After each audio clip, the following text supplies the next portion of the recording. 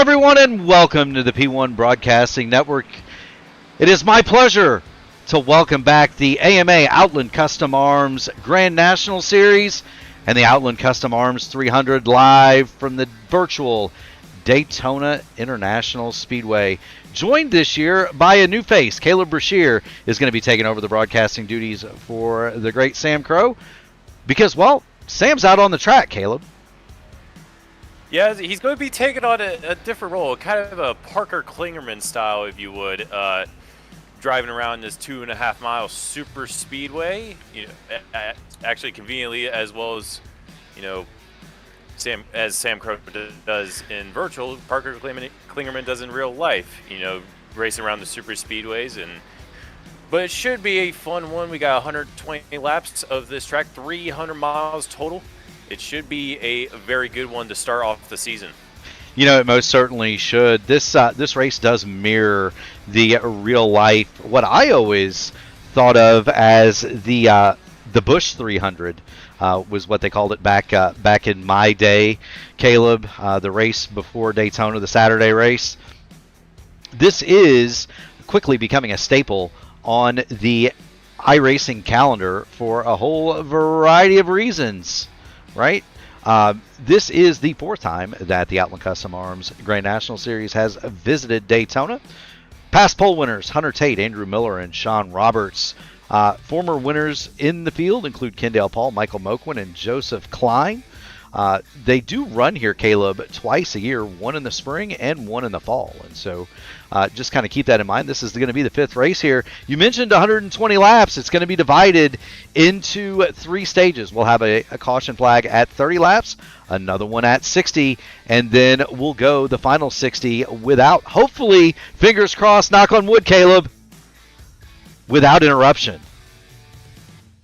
You know, that's one thing you always hope with these races. You know, you always want a long green flag run, but as it is with sometimes you go to these super speedway races, there's always the rumor of the big one always happening. You always see it around tracks like Daytona. You always see it at Talladega, but hopefully we won't see that at this time around. You know, we certainly hope not. And you know, circling among the big names here, Ryan O'Donoghue, Greg Evans, they are back in the series. Two-time champion Kendall Paul is here. We've got David Dunwoody, a master at these tracks. He is 11th quick so far in practice. We're looking at Mike Rigney. Mike Rigney, a very old-school competitor. He is in the field tonight. Crash Neon out of the open wheel community is here. Troy Carricker, one of our competitors from last year, he's back in the field. And so we've got 37 cars, 38 cars signed in. We're looking at an exciting show. What I'm excited to see more than anything else, Caleb, is can we get to green flag pit stops? Are we going to be able to have a green flag stop in this race and what that's going to do to the field? They're not going to have to stop in the first two stages, but they're going to have to come in and get some gas in that third one. Yeah, we've estimated that fuel should be around 40 to 45 laps here. So there is a bit of a strategy here. If we do go green in that last and final stage, you know, do you come down early? Do you go down late? Do you split it even? You know, and another thing is you got to think, okay, what if a caution comes out and will I be left out? Will I have to pit, you know, under caution? Or if I already did my pit stop early, unfortunately with this track, you don't lose a lap when you pit here because the track's so long. So do you pit early and try to beat that caution if it does come out and cycle out to the front? You know, it's going to be a question, right? And it's going to be a question of strategy. These races at Daytona are very often settled with a strategy call. We are waiting on qualifying to take place. There are a couple of minutes left in practice, and so the drivers are in the drivers' meeting, and we're going to be all set and ready to rock and roll here in a few moments. Yeah, it should be a fun one. Just as you said, just 2 minutes left in the opening practice session before we go qualifying. We should be looking around a 50-second queue time, about an average of 180 miles an hour, but should be a very, very close qualifying battle here at Daytona. It most certainly should be.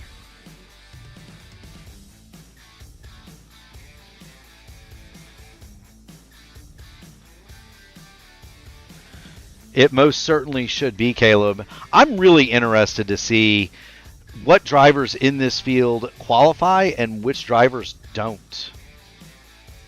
Yeah, it's kind of synonymous, whenever we always do the IndyCar side, and we often see drivers not qualifying all the time. You usually don't see that on the NASCAR in the stock car side at all, but you do see it around these bigger tracks, these 2.5 mile super speedways, where drivers, they just want to start at the back of the field and just try to take it easy for the first half of the race, and then once we hit that third stage, it's go time. It is go time from that point forward. So a lot of drivers might not choose to qualify, but we'll just have to wait and see as the test session is just about over and we go into qualifying.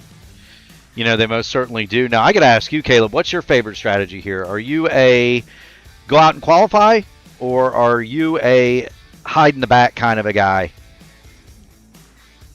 For me, it kind of depends on what vibe I'm getting from the field, to be honest. If it's, drivers I can trust, a lot of drivers, I can go side by side with and get through the field, then maybe we can get back to the front of the field. However, if it's, maybe it's a bit questionable, which it could be either or in this race, maybe I want to be in the back of the field and try to avoid, if there is a caution and a wreck, try to avoid it and try to stay out of it instead of being at the front of it. That's a great point. We are ready to rock and roll for qualifying here in the AMA Outland Custom Arms 300. Just as soon as that happens, we're going to take a ride and show the fans at home exactly what happens. We do want to thank everybody for joining in. If you haven't already done it, make sure you smash the like button on the video, ring the bell, subscribe to P1 so that you can be notified of all of future iRacing broadcasts. We do want to thank Outland Custom Arms, whose mission is to provide hunters and outdoor sportsmen with precision crafted firearms rooted in Oregon's rugged legacy. Every build is hand tuned for performance, reliability, and the uncompromising pursuit of the perfect shot. That is Outland Custom Arms. They are the presenting sponsor of the AMA Outland Custom Arms Grand National Series. I hear engines revving on pit road, Caleb. Yeah, drivers are starting to qualify, and we'll see it a little bit different here, as I believe Q is very similar to where you want to just take it easy on your out lap, and then your second lap is the one that is your go lap here. Well, we're going to ride on board with Ryan O'Donoghue. He was last year's series runner-up. If the fans here recall, Ryan O'Donoghue, this man came within a grand total, Caleb, he came within a grand total of 3 points of winning both championships and came up just short in both of them. Ryan O'Donoghue is an absolute beast in these cars. He's coming around to get his green flag lap. Now, what they'll do here is they will waste this first lap. You'll see Ryan O'Donoghue run right against the wall, kind of as you mentioned. They're taking it easy, and he will drift down and run right around the bottom. He'll drift down and come right around the bottom, coming through the tribal to start his second lap. You see the speed building. Caleb, it takes almost a lap or two, really, for these cars to come all the way up to full song. Yeah, like I said earlier, you got that out lap when you're coming down pit lane. You try to ride a high line, but you just don't have quite enough speed to make your lap your first lap. So you really just kind of use your first lap as a sacrifice lap to build all the speed you can coming off turn 4 and just absolutely put the hammer down when you cross that start finish line to start your white flag lap. There you see it. First lap in the books. Ryan O'Donoghue, 51.603. Now this lap will be significantly faster. You see that car right around the bottom line, the double yellow line around the bottom. Ryan O'Donoghue, down the backstretch he comes. and he's going to want to stay right on that double yellow. As Dale Earnhardt Jr. so eloquently put it, you marry yourself to that bottom line, because if you don't, you're just adding feet to the lap, brother. That's absolutely a great point. You know, you want to take the shortest line possible. Most tracks, you want to open up on corner exit, but here, that's not the case. You can easily hold the bottom here. As we see Ryan O'Donoghue peel a lap, and he puts a 50.845. That's going to be about midfield. So far, Greg Evans has the fastest qualifying lap. As we see him do a cool-down lap on the back straightaway, he did a 50.755. And it's a very close field. We estimate about a 50-second queue time. 50.7 is currently your pole time. But a very, very close qualifying here. You know, it most certainly was, and it most certainly is, right? Qualifying at Daytona Talladega is always very close. There's Greg Evans. He is the provisional pole sitter, and I don't really see any other bullets that are sitting out there. Kendall Paul would be one that I would take a look at. Kendall Paul is not even in his car with 45 seconds left and counting down in the session. So there are some heavy hitters. Kendall Paul, Matt Mettler, Keith Graham is another veteran of the series. They're choosing to not qualify. They're going to hang out in the back, coming to start this thing. There you see Greg Evans. He's going to park it, and we are awaiting the end of qualifying, and it appears as though it's going to be Greg Evans with the pole run as it ticks down. Yeah, pole position at Daytona is always a good feeling here. You know, that usually means you have the fastest car here. You know, in real life, it most likely means you have the finest engine. Even though it's a Kramer, you have the best tuned engine, and then as well as you have the best aerodynamic car, and you just have everything perfect to a T. But here, it's just about taking the line as smooth as you can and try to carry as much speed around here, but still a very, very impressive lap from Greg here. Absolutely is, and we are ready to go to the grid. With the Outland Custom Arms Pole Award, it's going to be Greg Evans. He puts in a lap of 175.9705 miles an hour. To his outside, Troy Carricker, 175.8291. Alan Steigerwald is going to start third. Vance Fisher will roll from fourth.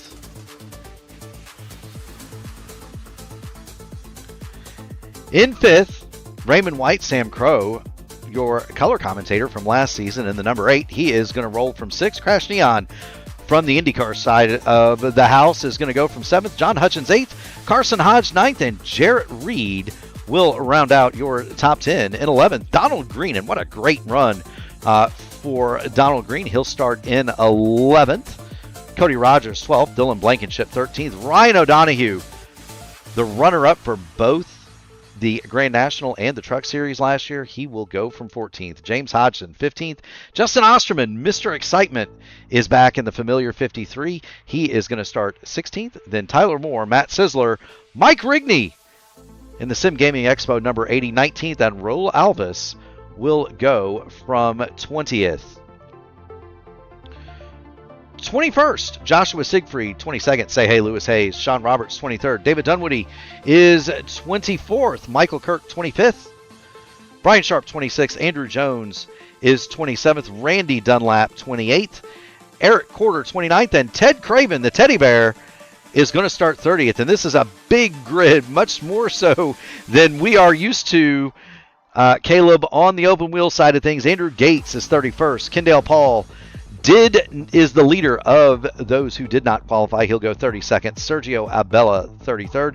Matt Mettler, 34th. Chad Meadows, 35th. Keith Graham, 36th. And Jason Southard is 32nd in the number 32 Archway Industrial Coatings machine.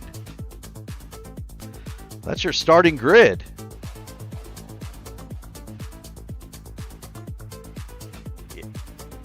And just quickly looking at the stats here, that is Greg Evans' 10th pole position in the series here. So, it's good to start gaining pole positions in the double digits. And we'll see how he leads this field away to green. It should be a fairly forward start. It should be a 2x2 file for, I imagine, for the first handful of laps, but we'll just have to wait and see what happens here, Murph. We most certainly will. We got the pace car going down the backstretch. This is going to be really an interesting situationship to see how these guys are going to play this at the start. Are they gonna absolutely go as wild as possible on this start, or are the drivers going to simmer down, settle down, and try to get at least into two lines so that they can really, Caleb, just kind of sort this out? The first stage, 30 laps, you don't need a pit stop, but you can't win the race if your car's not in one piece, can you? No, you cannot. What they say most, in order to finish first, you have to first finish, and that seems to be very synonymous, just with stock car racing. As we're about to take the green here. We are. The pace car is off the track. Barney has the green flag in the air. Green flag. Greg Evans is going to hit the loud pedal, and we are under green here in the Outland Custom Arms 300 at Daytona. Yeah, it's a good start from Greg Evans there. He leads the field going into turn one. These cars still getting up to speed here. They should get up to speed by probably about turn three. They're still holding 2x2 here, and it's fairly spread out for so far as they come off turn number two. Everybody minds their P's and Q's. They're going to run over the camera coming down the backstretch. Caleb, I know that's coming because I'm producing the show, and it gives me the shakies every time that happens. The speed shot through three, also one of my favorites, but the field's starting to get wound up. They are just now at full song, coming off of turn number four. The first lap of the 2026 season, that's going to be led by Greg Evans. Alan Steigerwalt to his outside. Yeah, and it seems like the field is actually very spread out now. That outside line is only about 4 car widths at the front of the pack, and then you got another 3 few car lengths back from that. It seems like everybody wants to take the bottom early on, and maybe everybody just wants to be patient from now on as we see 2 cars possibly wanting to go to the back here as they go to the apron on the back straightaway. Yeah, that was Ryan O'Donohue and Justin Osterman. They both said we don't want to be a part of the goings on early here at the front. We're just going to pull ourselves out of line. We're going to save our powder, keep the powder dry for the remainder of the event. Greg Evans, Alan Steigerwalt still lead at 2x2. They've got Crash Neon, Donald Green, and Troy Carricker behind them. The front 3 are single file. It's Carricker and Donald Green side by side for the 4 spot. You've then got what amounts to 5 rows of 2, and then everybody else behind them is single file, and that pack is 14 cars, and then you've got a break getting back to the pack led by Justin Osterman, and they've already fallen some 1.5 seconds off the pace. So 19 cars in this lead draft, and then from position 20 on back, they've said we're not going to fight it here in the first stage. Caleb, they will not, and you guys still think about there's a caution coming out lap 30, so it's best to probably just play it safe here. Just take it easy for the first 30 laps, the second 30 laps. Once we get to the beginning of stage number 3, that's when we'll see a lot of the drivers start making those big moves, those 3 wide moments all around the track, and we'll see who is able to hold on to that when they do. We are going to see, and look, I'm very much of the mind of Justin Osterman, Ryan O'Donohue, Say Lewis Hayes. There they are. You've got the 13 of Andrew Gates in that mix. Kendall Paul is there. David Dunwoody is there. Those cars, Brian Sharp, those cars are simply looking to make it to the end. There is no hurry for them to get to the front. Meanwhile, the front of this field, they're 2x2. They're not wasting any time. They want to get to the race. And now Greg Evans probably has the best seat in the house, Caleb. He's up front. Yeah, I mentioned only a couple laps ago that it seemed like that outside line was kind of already fading and everybody wanted to get to the bottom. Now it seems like it's kind of reforming a little bit as, Greg Evans is having someone consistently to his outside there. He most certainly is. That's Troy Carricker out there in the number 94. He's got some help in the form of Vance Fisher up there and Sam Crow. Those are the cars in the outside line. On the bottom, you've got Greg Evans, Alan Steigerwalt, and Crash Neon. If you're in this draft, does that weigh on your mind? You look down in the black box, you look down in the F2 black box, and you see a guy named Crash behind you. I know when he certainly came onto the IndyCar scene, I remember everybody, kind of was aware of that. It was kind of kind of funny at first, but he's actually a very, very talented driver in the open wheel side, and we'll see how he does in this season opener here, Murphy.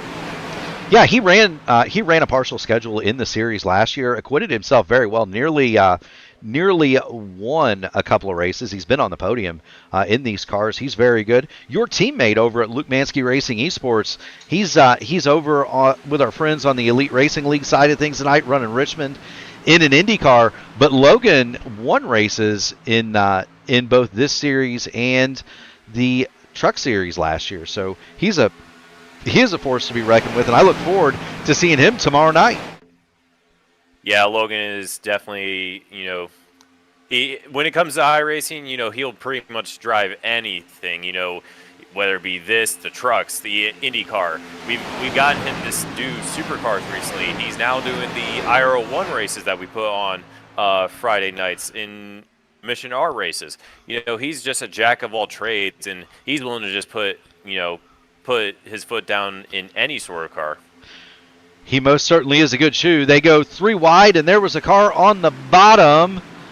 Trying to see who that was. I believe that might have been the 6 of Donald Green. Got awfully close to Sean Roberts in the 18. No harm, no foul. Everybody continues to truck on forward, and let's show the fans what it's like in this pack. This is not easy. This is not easy. So we're going to jump into. Let's get on board with the 88, the forward-facing 88 of James Hodgson. And here he is. You're under the visor. This is what he sees. And what I want the fans at home to look at is just how much this car is moving around at 190 miles an hour as Donald Green clips the apron. And that's got to have James Hodgson's heart in his throat.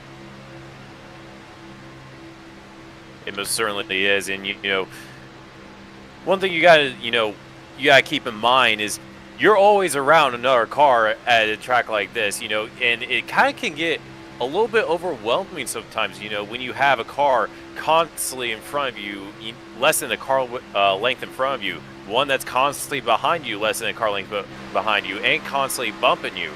And more than likely, you'll probably have a car on your outside or inside, and a lot of it can be, overstimulated a little bit, and sometimes it might bring out something in a driver. It does, and that's one of the reasons I kind of like to ride in the back. The 15 of Tyler Moore just went bouncing off the wall down there, and that'll get your attention. But that's what that looks like. These cars are not stable in this draft. They do move around quite a bit, and it can be very, very discombobulating when you're in that draft. So when you see these cars go 3 wide, just understand that they are moving, and they move a lane sometimes just involuntarily.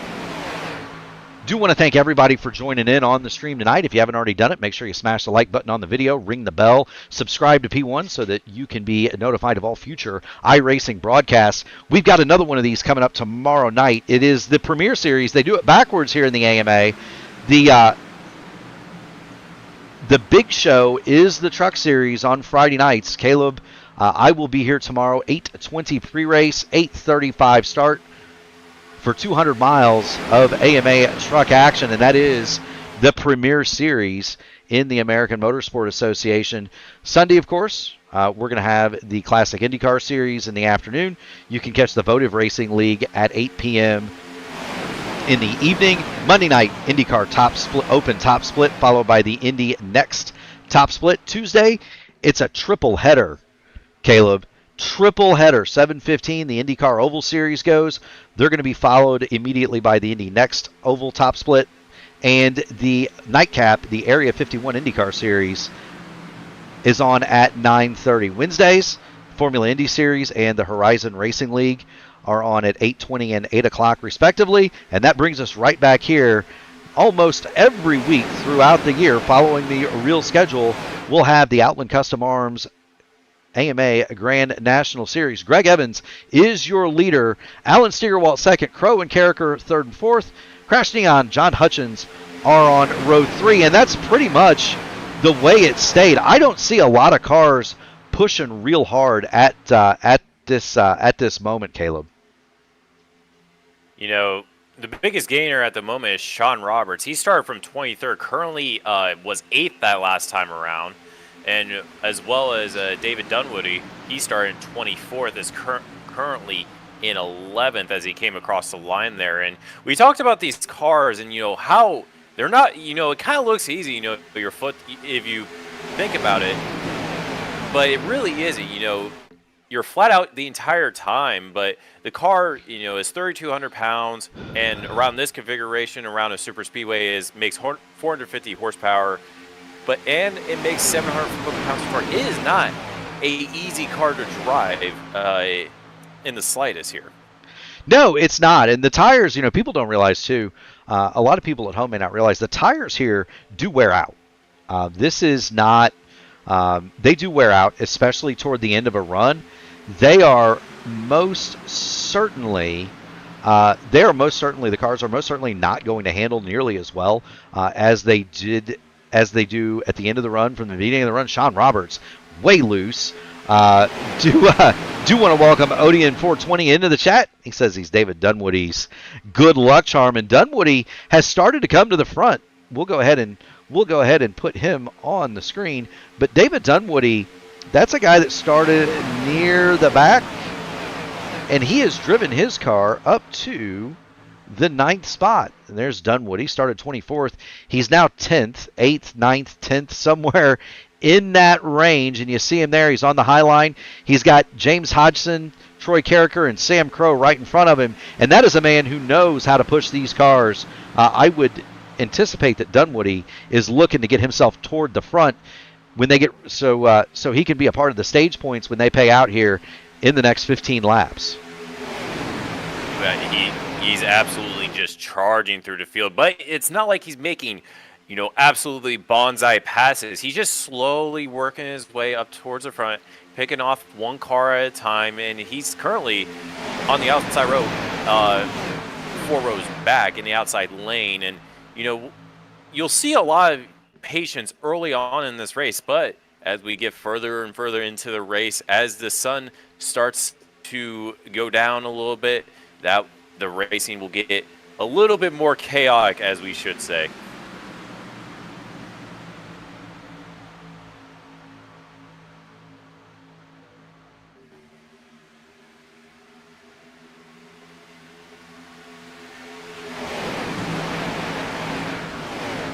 It is going to get a little bit more chaotic, and it's going to start getting a little bit more chaotic here as we edge ever closer to that lap 30 stage break. Sam Crow is now your leader. They've shuffled out Greg Evans back to third.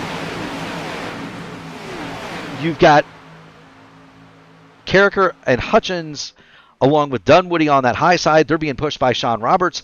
The inside line does not appear to be as organized as the top, and that kind of breaks up when you get to the 5th car in line. That's Donald Green as he gives a shot, and I mean a shot, to the car in front of him. Let's jump on board Donald Green. The action seems to be around him.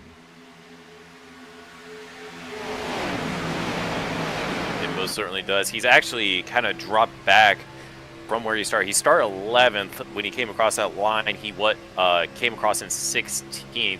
He's dropped back just a little bit, but again, we are still very, very early into this race to where the drivers are still thinking about strategy. They're still thinking about keeping their cars clean. And, we'll see a lot of shuffling throughout these races, throughout this race here, as we have Sam Crow leading them as they start lap number 18 here.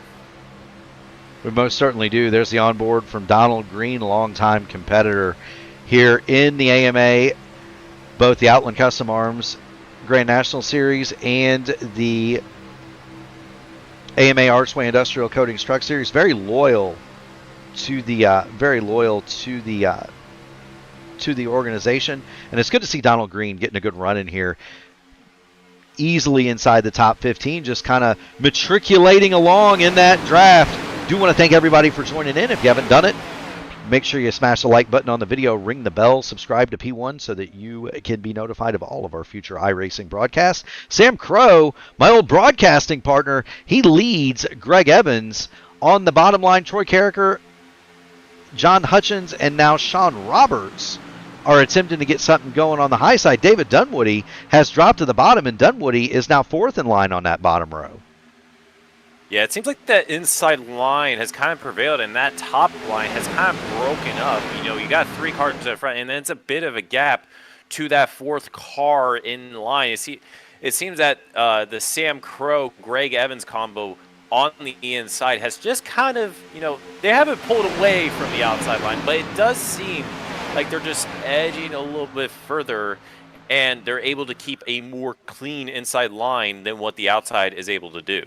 Well, it's shorter. It's a shorter way around. The other thing is Troy Carricker up there on that high line is not aggressively side drafting. You can side draft in these cars, Caleb, but you don't see Carricker really leaning down there on Sam Crow, or when he gets pulled back to Greg Evans. You don't see him doing that. You don't see Hutchins or Roberts doing that either. They're very much being very respectful. They're not pushing the envelope.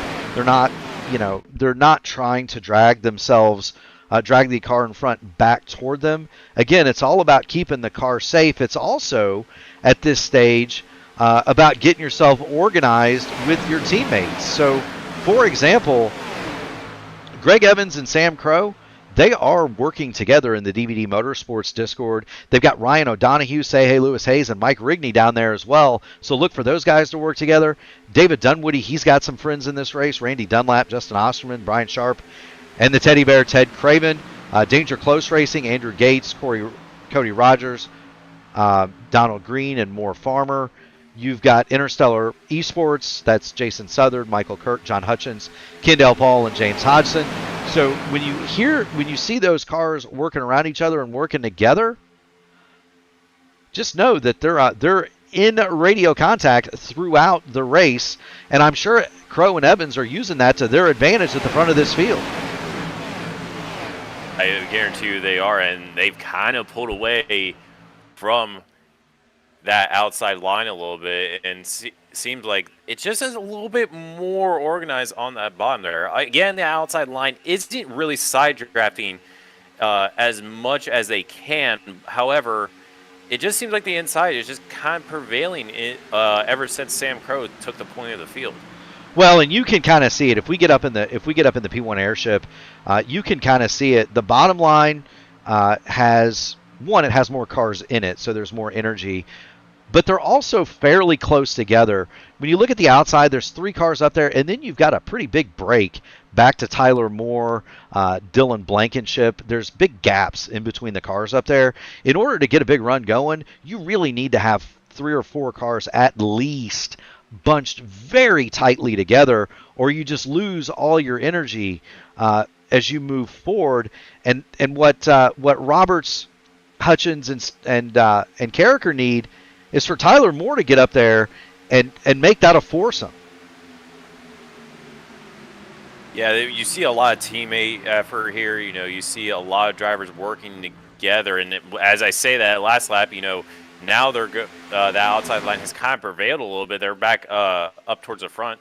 And it's just kind of, it ebbs and flows which line is better around the track. Sometimes, around the corners, it's the inside line, obviously, but then the outside line gets the run on the straightaway. And obviously, that's going to be determined on how well these drivers are able to work with the drivers around them. you know, who is able to draft better, who's able to bump better, who's able to side draft better. There's a lot of factors on determining which line is going to be better for these long runs. You know, it most certainly is, and it's also, there's a word that I use around these races a lot, Caleb. That word is trust. Who do you trust? Obviously, Sam Crow and Greg Evans, they're old friends. They trust one another. Same way with David Dunwoody, John Hutchins. They've raced around each other for a very long time. Troy Carricker, they know they can trust Troy Carricker. He's a veteran in the series. If you're somebody up there like Crash Neon, not only are you the Lone Ranger in terms of not having a teammate out there, but also you're racing around guys that don't normally race around you, and they may not trust you when it comes time to start pushing and subbing. If David Dunwoody climbs up to the high side, he slots in front of Troy Carricker, and David Dunwoody is going to see if he can't rally that top side. We talk about trust, and that's something that's absolutely crucial, as you said here. And as you were saying that, Tyler Moore kind of was banging the wall a little bit, going through turns 1 and 2. Had to check up that field a little bit, and the field kind of was a bit spread out from it. There was a bit of bumping, but thankfully no wrecks really happened. There was some damage to some bumping there, but no major incident, we'll say. But so far, these first 25 laps have been fairly calm, no aggressive moves, and that shows that these drivers do trust each other and they know how to race each other. They most certainly do. A lot of veteran drivers, a lot of veteran league racers in this field. And you've got a couple of them doing business up front, Sam Crow and Greg Evans, and you've got another one in David Dunwoody. He's towing along Troy Carricker. They've got help from James Hutchins, and they're still trying to rally that outside line. And we're getting to a point here where I've got to think that business is going to start to pick up. We're going to get 4 laps to go, 10 miles, a qualifying run in Indianapolis to decide the first stage here at Daytona. Yeah, so far it's been pretty much just dominated by 2 drivers. That's Greg Evans and Sam Crow. We'll see if anybody's able to just snag that stage win away from them. And we have David Dunwoody. He's started 24th. He's currently on a podium place there as he came across that start-finish line in 3rd. We'll see if he's able to break up this little bit of dominance that we've seen out of Crow and Evans. Yeah, we're gonna see it. Away they motor down the back straight one more time. Dunwoody pulls himself away from that inside line. You want to side draft in the corners. You don't want to do it down the straightaways. If you're trying to pass somebody, you want to keep your distance. You kind of want to suck. You kind of want to suck together in the corners, and then you'll see them pop way apart. Going down the straightaway as we come to get 3 laps to go in the stage. Yeah, 3 laps to go. It's going to be, I imagine it'll be a little bit closer racing than what we've seen so far. You'll start to see the hints of drivers pushing their cars a little bit harder so that they could try to get the stage win here. David Dunwoody started 24th. He came across the line in 1st place. He's on that outside line. We'll see what he's able to do come across the line on lap 30.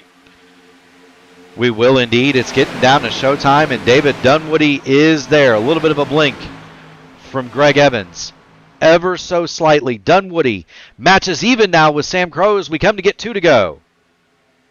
He's actually cleared the inside going on to the front straightaway. Come across the line. He's going to switch to the bottom. David Dunwoody 2 to lead of this field. David Dunwoody with a power move to the point, coming to get 2 to go in the first stage here at Daytona. It's the Outland Custom Arms 300 for the American Motorsports Association, live right here on P1. If you haven't already done it, make sure you hit the like button on the video, ring the bell, subscribe to the channel. It's David Dunwoody taking over from Sam Crow. Sam Crow and Greg Evans had led 27 circuits between the two of them to start this race. But it's David Dunwoody in the 28 Blackmagic Studios machine that puts it on the point, coming to get the white flag for the stage. White flag this time out for this stage. David Dunwoody, as you said, at the point of this field. We'll see if he's able to hold on. And he's he started towards the middle of the back, middle back of the field, and it hasn't really been noticeable that he's been pushing all that hard. We haven't seen him make like a very big move, and yet he's gained 23 spots. Well, that could be one of those situations, Caleb, where everybody's kind of riding, and Dunwoody was everybody was kind of riding and giving. Dunwoody was going to the front and taking it. It's Dunwoody on the bottom, Carricker on the top. Behind them, Sam Crow pushes Dunwoody. James Hodgson, we've got a crash. Hard in the ball. Crash Neon.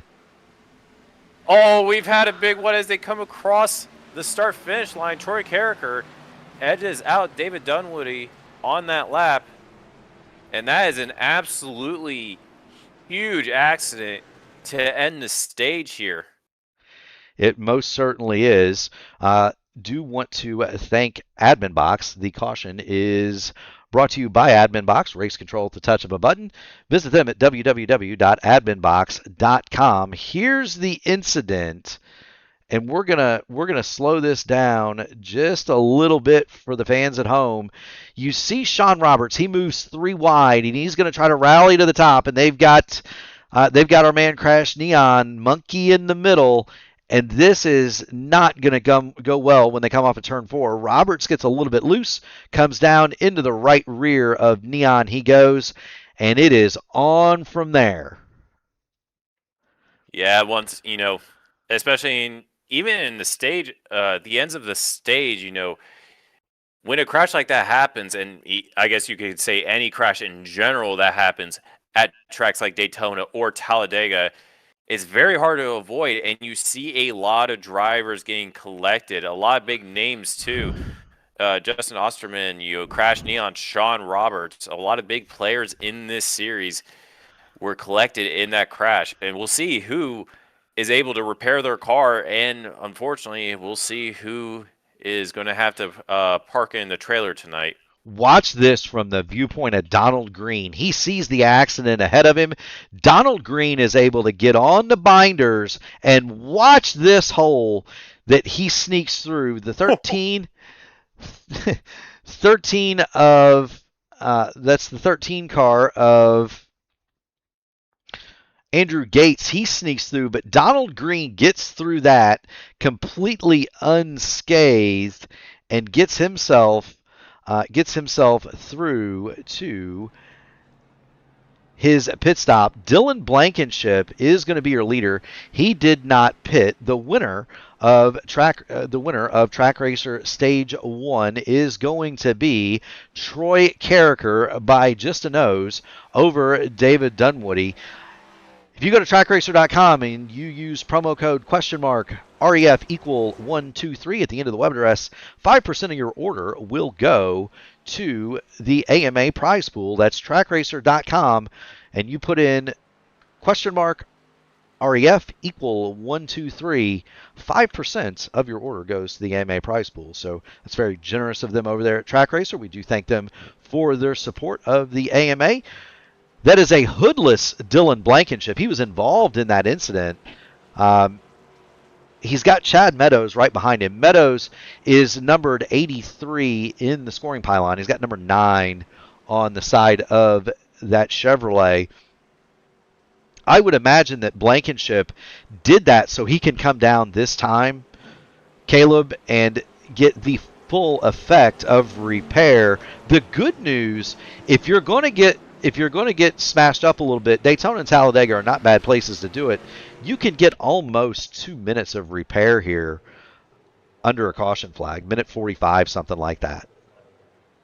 Yeah, and we see Crash Neon retires from this race. He parks it in the garage. Just really unfortunate. He was running really, really good in the race, and just not his night tonight. Yeah, and that's Matt Metler has also called it a night. This track is very difficult, and when you've got a crash car, it is not fun. Now you're going to see guys like Sean Roberts, especially there. Sean, he's gonna get that car fixed and bring it back out. He needs to do that, Caleb, because he's going to be in contention for a championship. And so he wants to get that car fixed and get it back out there so that he can score as many points as possible here. You're absolutely right. We see a lot of the time with these championships, they're only, every position counts, even if it's just, one position in last place. Every position, if you can get it, will matter in the end. We've seen championships decided, whatever championship you can think of, decided by just a handful of points where that one position could have won them a championship. And we see Sean Roberts have the meatball at the moment. He's going to take probably a longer repair here, as we also see Jared Reed been in pit lane with a meatball as well. But look, if you're Roberts, it's worth sitting there. Even if it's a 20-minute deal, there is going to be another one of those that happens, and you will be able to make up some of those positions. Do want to thank everybody for joining in here on the P1 Broadcasting Network. You've got Murph, and you've got the SGE Open Wheel Invitational Champ. That's Caleb Brashear. He's the man who beat the man Phil Kraus. Got himself a nice nightlight, Caleb did. And he's so graciously agreed to join us here for the Outland Custom Arms Grand National Series pace car. Going to drop on off. Barney puts the green flag up in the air, and Troy Carricker is going to lead him back to the green flag, and away we go. Stage 2 from the Outland Custom Arms 300 is on. Yeah, it seems like it's going to be a little bit more spread out than the initial start, as we see them take off here into turns number 1 and number 2. And it's a slightly less uniform, but again, they're still getting up to speed. They should get up to speed by the time they get to turn 3, so maybe the pack will get back together by time, but it is fairly spread out very early on at the restart here. It is. Listen to the engine for Kendall Paul. Big lifts going down that back straightaway. Kendall Paul is most definitely not pushing as hard as he could. You saw the rev counter in the center of the screen. That baby dropped down to about 7,400 RPM. Again, know your spot, know where you are in the race. Don't take any unnecessary risks if you're Kendall Paul. Meanwhile, the 53, that is Justin Osterman, has come back out on the track. He's got a black flag, though. Same for Dylan Blankenship. Sean Roberts has retired his number 33 machine. Jared Reed still sits on the pit lane. Brian Sharp 2 laps down, as is Osterman and Vance Fisher. Raymond White is 4 laps in arrears as we work lap 35 of 120. And how about this run for Donald Green? He's gone to the front of this field. Donald Green has. He's now in 4th or 5th spot, depending on how you score it. What a great run for Donald Green on the bottom, right there, third row on the bottom. But Donald Green having a great time running up front, and he's got some help. That's 2-time series champion Kendall Paul behind him. Yeah, we had to add Jared Reed to the retirement list, and we've had, that crash earlier took out quite a few big names in this series. So we'll see a lot of probably underdogs at the front of this field here. We'll see who's able to prevail here at the Super Speedway, and who, unfortunately, we might have another big one, and we'll see who is able to prevail over the course of this race. Absolutely. Nothing comes to mind more in the series as far as underdogs doing very well here than Colby Pierce. Colby Pierce nearly won this race last year. He's not here tonight. He had a conflict and wasn't able to be here. Very much a series regular, but Colby Pierce is one of those guys that he's a trier. He shows up every week. He does well, but he's very much a back end of the top 10 car most of the time. You'll expect to see him finish anywhere from 10th to 20th most weeks. Colby Pierce came off a turn 4 leading this race last year, coming to get the flag, and wound up second. He got beat in a thrilling finish with Mr. Excitement, Justin Osterman. And so Osterman, last year's winner here, well, He's 2 laps down. He's going to need some help. We've got trouble on the front. Trouble. We've got a car around. That is Jason Southern. He saved it. Not yet saved it. Oh, we got cars. Well, now we got a problem. Big collision, and now, unfortunately, wasn't quite able to completely save it. A lot bit of chaos that lasted quite a long time there, I would say, but unfortunately, just wasn't able to just hold it on, hold it to the apron, and merges up into turn 1. So the admin box caution flag is back out. Admin box, that's race control at the touch of a button. www.adminbox with 2x's.com. And you see Southern, the car kind of just got light with him coming through the tri-oval. And he saved that thing for nearly half a mile, right? He's sideways, keep it off the wall. Good job, driver. Goes through the IMSA pit exit. And now it hooks up, and he's still got the wheel cocked to the right. It's going to hook up, and he is going to take a shot when he overcorrects this and get into the 83 of Chad Meadows. That's the Mountain Dew car. Here he is. Here's Meadows, and Meadows takes a hard lick, Caleb, into that outside retaining wall. Sam Crow has a black flag. There's Crow. He went through the pit lane to avoid the chaos. And so Sam Crow with a black flag. But that's just it appeared to me, and Southern has disconnected, but we're going to watch this one more time. It appeared to me that Jason Southern, that car just got light with him coming through the tri-oval. It doesn't look like he hit anything, Caleb. Yeah, it looks like, we talked about, what these cars, and the performance they have. They weigh 3,200 pounds, making, and at a restrictor plate track, they make about 450 horsepower, 700 foot-pounds of torque. That's just something that sometimes happens with these cars.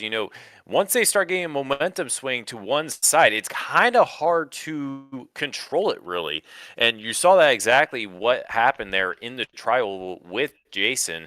And it seemed like he was going to save it there for quite a while, kept it under control, but just wasn't able to keep it out of the wall there going into turn 1.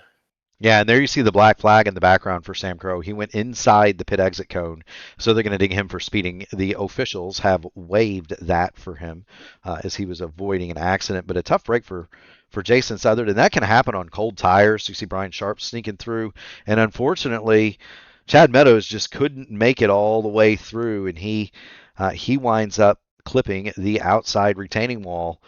That was good avoidance by pretty much everybody in the field, Caleb, because that could have been big. Now, next question: do you pit here, driver, or are you staying out? Well, we see quite a number of cars pitting in. Vance Fisher being one of them. He's got a bit of damage. Carson Hodge also having a bit of damage. Dylan Blankenship again having damage. We see quite a few drivers actually coming down pit lane. I imagine in this type of situation with this type of racing, it would not be a bad idea to come down pit lane, top up on fuel, and get tires, because if it goes green to the end, driver, you'll probably have a shorter pit stop to completely fill the car with fuel. And if you decide to take one-side tires, well, you won't have to worry about completely just rimming the car with fuel and having that just take a little bit longer. That's my thought. If you're one of those big, one of those bigger teams, Blackmagic Studios, Danger Close, DVD Motorsports, Interstellar Esports, we were talking about earlier, Caleb, is this something where you could come down, grab some tires, and then maybe do gas only at the end of this race? I imagine so. Daytona does wear tires, not as much as we see at many other tracks, but taking tires does prove beneficial when you're coming off pit lane there. You're able to carry a lot more speed on a fresh head of Goodyear tires. But if you do just take a splash at the end of this race, it might result in a short pit stop. So it's about a 50-50 on what you might want to do at your final pit stop, whether or not you want to take tires, be just a little bit faster coming off pit lane, but possibly slower in your pit box itself, or taking the shorter pit stop, but possibly risk having a slower pit out. So we'll set the field for you when we come back to get the green flag. It is Troy Carricker on the point in the 94. He's got the 17 of Cody Rogers to his outside. John Hutchins and Donald Green will make up row 2. Kendall Paul and Eric Corder in the 79. They're going to start 5th and 6th. Say hey, Lewis Hayes in the Richard Petty 40 Racewear machine is 7th. Andrew Jones to his outside in 8th. Tyler Moore is going to restart 9th. And on the outside, in the Outland Custom Arms machine, that is the series sponsor, Randy Dunlap. He's given that car a good ride up into the top 10. He'll go from 10th. Keith Graham and Michael Kirk start 11th and 12th. David Dunwoody, who finished 2nd in that first stage, he is going to go 13th. He'll have the forward-facing 88 of James Hodgson to his outside. Ryan O'Donohue and Greg Evans, 15th and 16th. Those two are accustomed to battling each other, but they're not accustomed to doing it in the midfield. Andrew Gates, Mike Rigney, 17th and 18th, and then Sam Crow will have Sergio Abella to his outside in 20th. Alan Steigerwalt and the Teddy Bear, Ted Craven, 21st and 22nd. Matt Sizzler for 3 birdies is going to go 23rd. Carson Hodge, Joshua Siegfried, Dylan Blankenship, Chad Meadows, Rola Alvis, Brian Sharp, Justin Osterman, and Vance Fisher are the remaining runners in this field. Do want to point out that everybody from Sergio Alba, so 20th on back, took the opportunity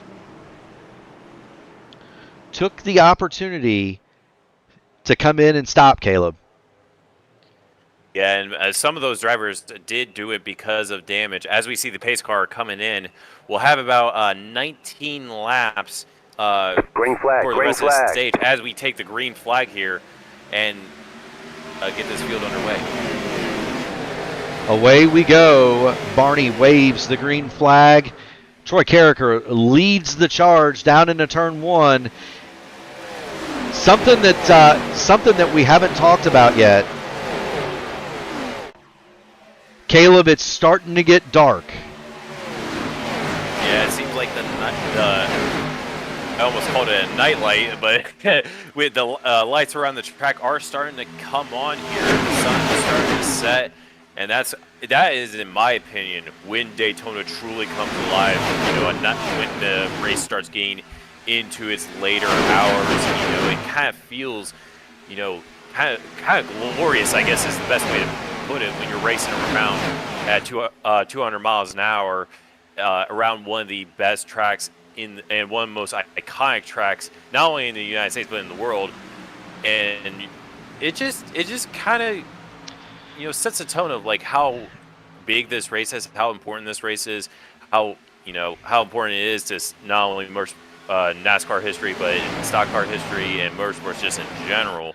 How much this track has been important in American motorsport, and the lights just kind of give off its legacy just a little bit more, in my opinion. Honestly, they do. You know what I love about the lights, Caleb, and you're going to see it. If you want to look at it, the talents of the painters in these cars start to come out when the lights come on. Look at and he'll be in the action for sure. But as it gets dark, the 28 of David Dunwoody, he's the man behind Blackmagic Studios. Watch that car as it starts to get dark and the lights start to hit it.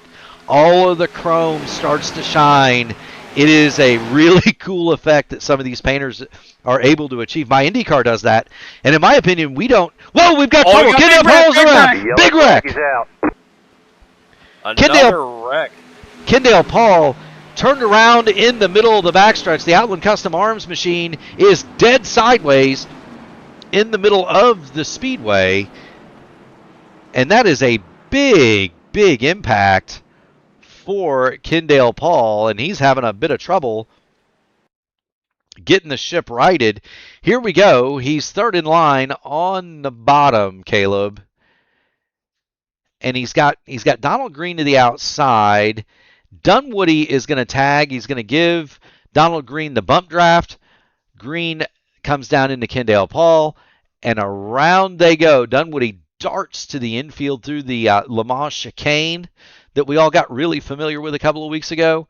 And then Kendall Paul gets tagged hard by the number 13 car of Andrew Gates. He's still going around.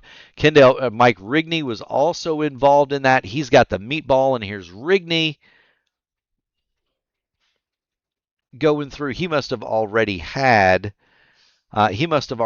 contact in that Sim Gaming Expo machine.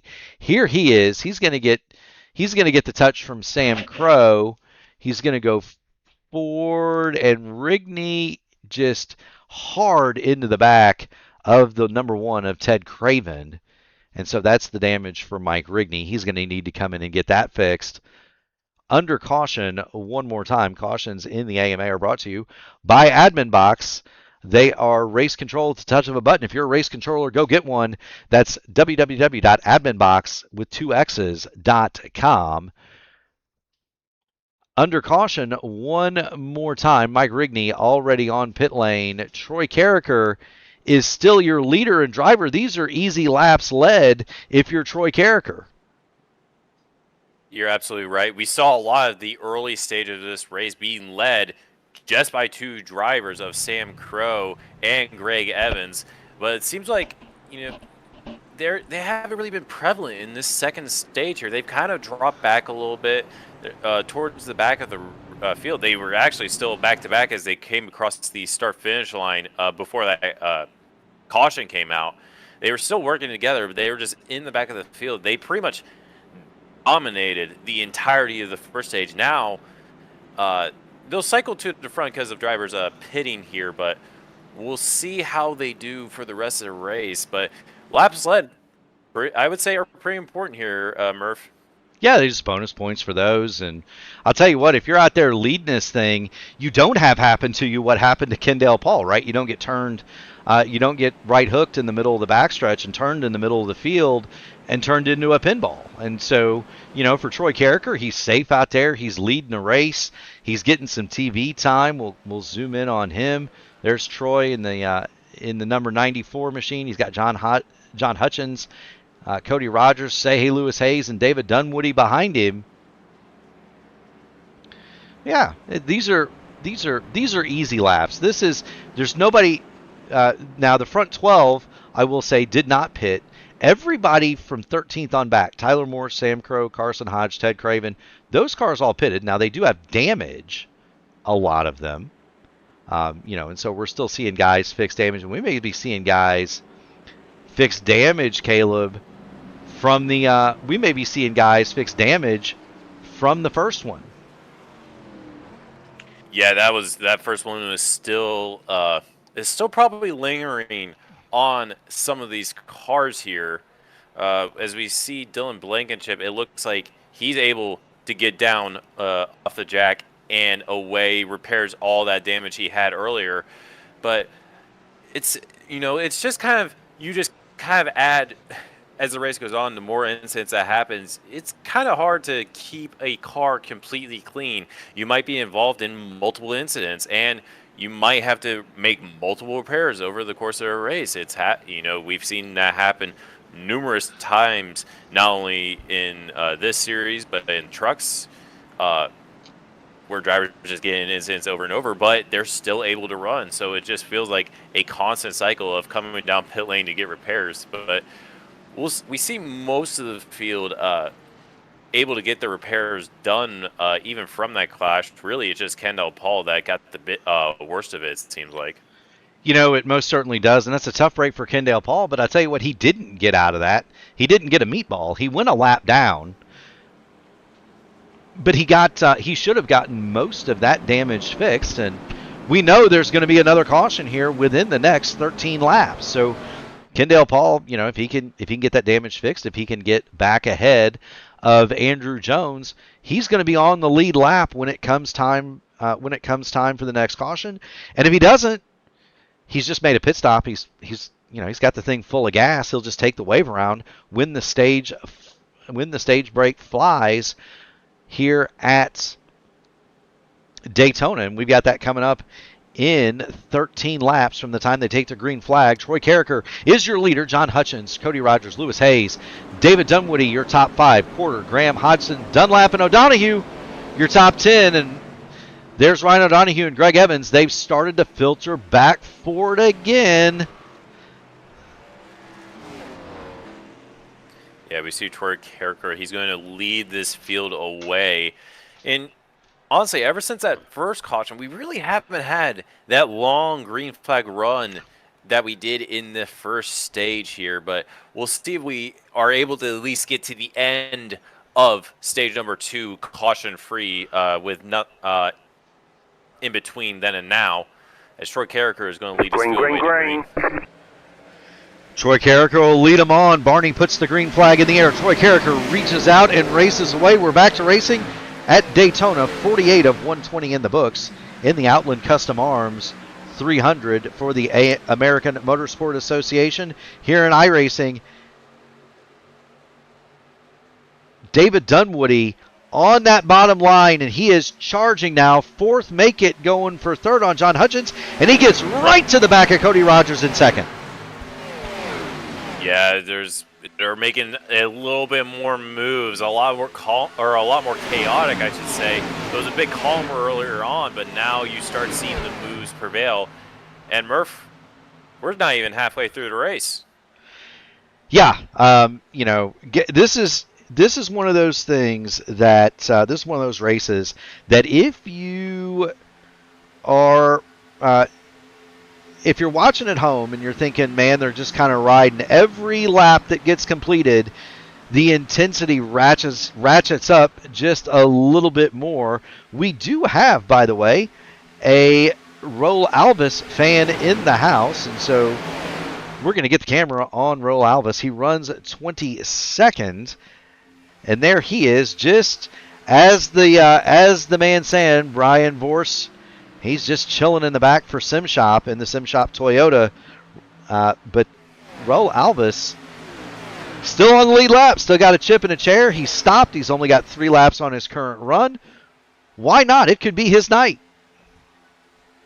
You know, you see all the time with these plate tracks, you see a lot of the drivers, who may be underdogs, get up towards the front of the field and make a name for themselves here. We've seen it, plenty of times, not only in, the O'Reilly All-Power Series, but we've seen it in Cup, we've seen it in Trucks. Every single series, every single time they go to either Daytona, Talladega, and even Atlanta now, make a lot and big name for themselves for these races, Murph. You do, though. I have 2 wins in the AMA, both of them in the Truck Series. One at Bristol in the Bristol night race for the trucks, and one in the regular season, one in a playoff race at Talladega. And I'll tell you what, I was driving a truck that was painted like a chicken, and I drove it like one in that Talladega race, man. I don't think I even started racing until there were 10 laps to go. Yeah, it's very easy, it's very easy to get caught up in stuff here at these plate tracks. And unfortunately, sometimes, it'll take you out of the race very, very early. We saw a big one coming to the end of stage number 1 that took out a number of drivers before even the first stage was over, technically. So, the classic saying is, Murph, and we've already said it a couple times, and we have another wreck as they go through pit lane, and they continue to wreck coming to the start-finish line. The yellow flag is out. And we have a car upside down there. That's Ted Craven. Yeah, we had a car that blinked out in that melee, and it has toasted James Hodson going through the pit lane. There's the 09. We've got cars upside down. Let's get back in the Wayback Machine and see what we can see. That's the 09 in the middle. That's Keith Graham. James Hodgson gets the tag from Dunwoody, and they go spinning down toward the pit lane. So let's get eyes back on that. There's Dunwoody, and he is pushing James Hodgson. There you see it. Yeah, that was the first incident.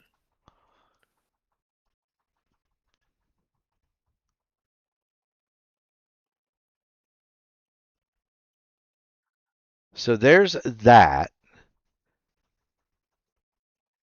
There's also going to be involvement otherwise. You see Ted Craven is the truck blinking in the background. The 15 gets into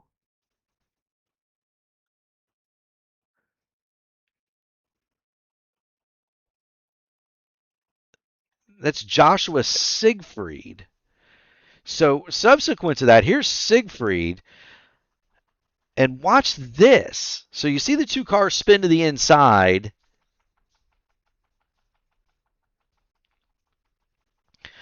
and there's the blink. The 15 runs up into Siegfried. Siegfried comes down and makes hard contact with the 18 car. That is Carson Hodge, and then Donald Green drills the teddy bear, and that's going to be night-ending damage for Ted Craven most likely, and I would not be surprised if Donald Green also is not severely damaged, and that's worth another look from Donald Green to see exactly how that transpired. We're going to jump on board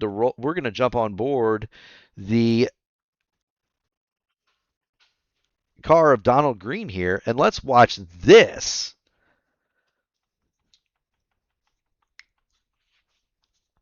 Here we go. Yeah, it seems like he just had nowhere to go. It just always happens so quick with these big reds at these play tracks. You have so little time to react, and that just seems to be a lot of the situation with this wreck here. It most certainly does, and here you go. And Donald Green, he thought he was through it and then couldn't get checked up in time. Again, this all started with James Hodgson spinning down the pit lane with the 09 of Keith Graham. And here's that incident, because this is what kicks it. This is what kicks it all off. So there's Hodgson.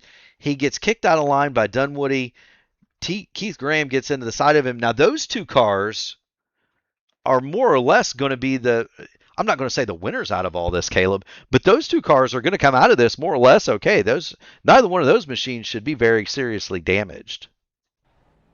So despite being the match that lit the fuse there, they seem to be the best off from that entire incident. You know, they were able to, even though they started it immediately, they were able to avoid all that just because they were already out of it. So it kind of saved them a little bit, to be completely honest. Most certainly did. Do want to thank everybody for joining in. If you haven't already done it, make sure you smash the like button on the video, ring the bell, subscribe to P1 so that you too can be notified of all future iRacing broadcasts. Tonight, it's the Outland Custom Arms 300 for the AMA Outland Custom Arms Grand National Series. Tomorrow night, same time, 8:20 pre-race, 8:35 start. It'll be the AMA Archway Industrial Coatings Truck Series, and their 200-miler here at Daytona to kick off the truck season. Saturday, mercifully on P1, we get a break. The iRacing IndyCar Series has not started, but once that does, we'll bring you coverage of that crown jewel official event that follows the real life IndyCar schedule, and so that'll be getting ready. That'll be getting ready to start. Not too much time here, Caleb. You'll be involved in that. I'll be driving in it. Always a good time. Full length IndyCar races. Sundays. In the afternoon, tune it in for the Classic IndyCar Series. They run the IR05, so the original IndyCar in the sim, the old school Boxy Dolaris. And then Sunday night is shared by the Votive Racing League and the Dark Horse DW12 Series at 8. Monday night, you've got the iRacing IndyCar Open Series at 8, at 7, followed immediately thereafter by the Indy Next Road Top Split. Tuesday, it's a triple header. That's going to bring you to, it's a triple header. We're going to kick it off 7:15 Eastern with the IndyCar Fixed Oval Top Split. You'll have the Indy Next Oval Series in the middle, and the nightcap, the Area 51 IndyCar Series. And Caleb, that is the oldest continuously run IndyCar Series in the sim. There are 20 seasons now in Area 51. Wednesday, You've got your choice of the Horizon IndyCar Series at 8 or the Formula Super Series at 8:20, and that brings it all right back here. Next week, 8:20 p.m. pre-race, 8:35 start for the AMA Outland Custom Arms Grand National Series. We're getting ready to go back to green. Troy Carricker has had a pretty easy trip in this second stage. He's led the whole thing, more or less, under the admin box caution flag.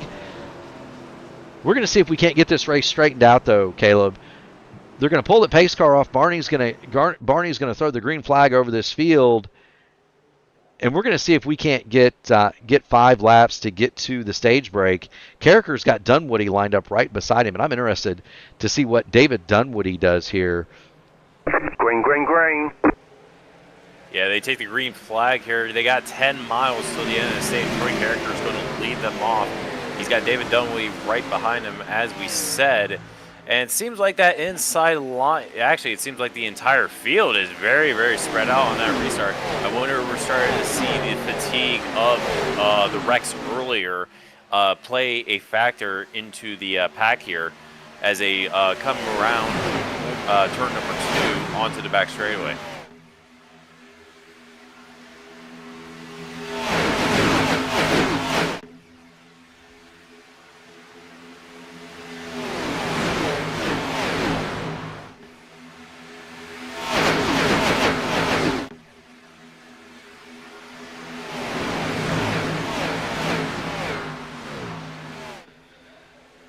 We'll get some good use out of the surround sound systems that everybody got for the Super Bowl. Troy Carricker leads Dunwoody, Hutchins. Randy Dunlap has pulled his car into the 4th spot, and Eric Corder is now 5th. Corder doing battle with Randy Dunlap on the top, and they've got Chad Meadows and Tyler Moore right behind him. Yeah, this field, like I said, it's kind of been spread. And as I say that, David Dunwoody is going to look around the outside of Troy Carricker.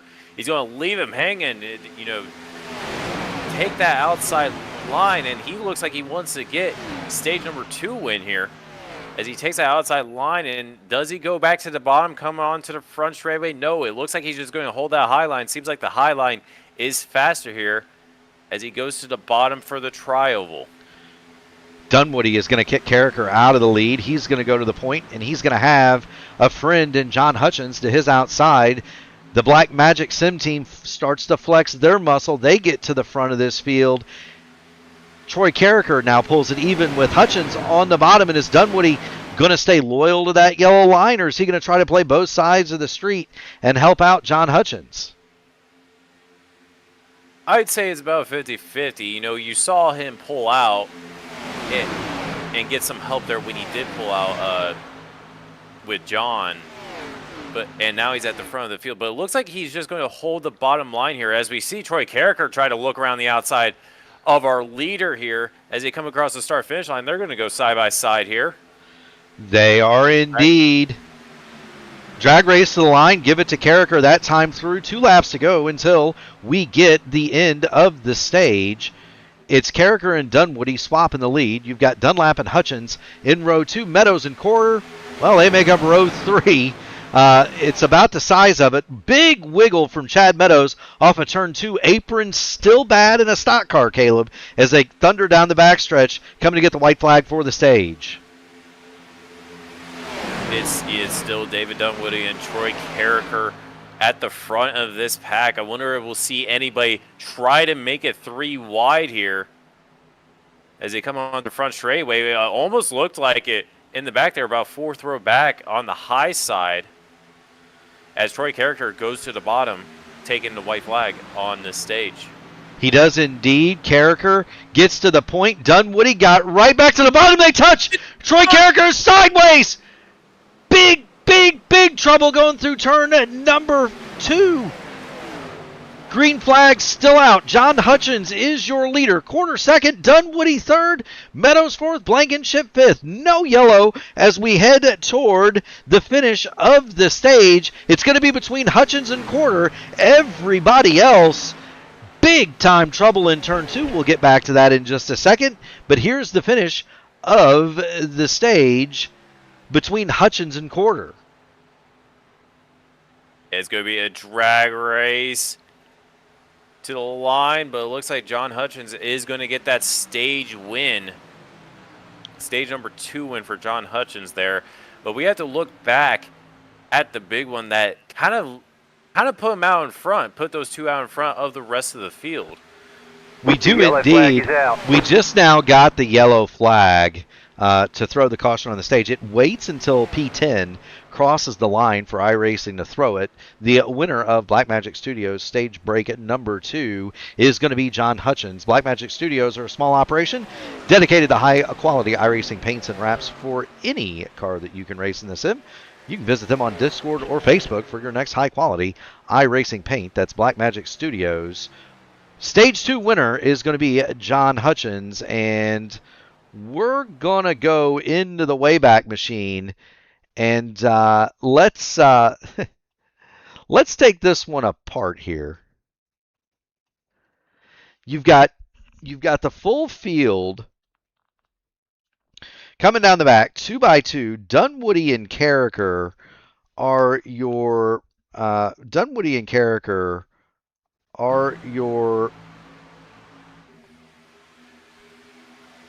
antagonists, and it's going to take it a minute to get to the scene of the accident here. Carricker is going to clear Dunwoody. Now, here's where all this starts. So Carricker clears Dunwoody, and I'll tell you what's going to happen is Carricker is going to leave the bottom open for David Dunwoody just a hair here. We're going to center the camera on Dunwoody. And watch, Carricker comes off the bottom, and David Dunwoody is going to go to the bottom. And the question then becomes, does he get there? You see there's a car width on the bottom. Dunwoody says, I'd like to have that.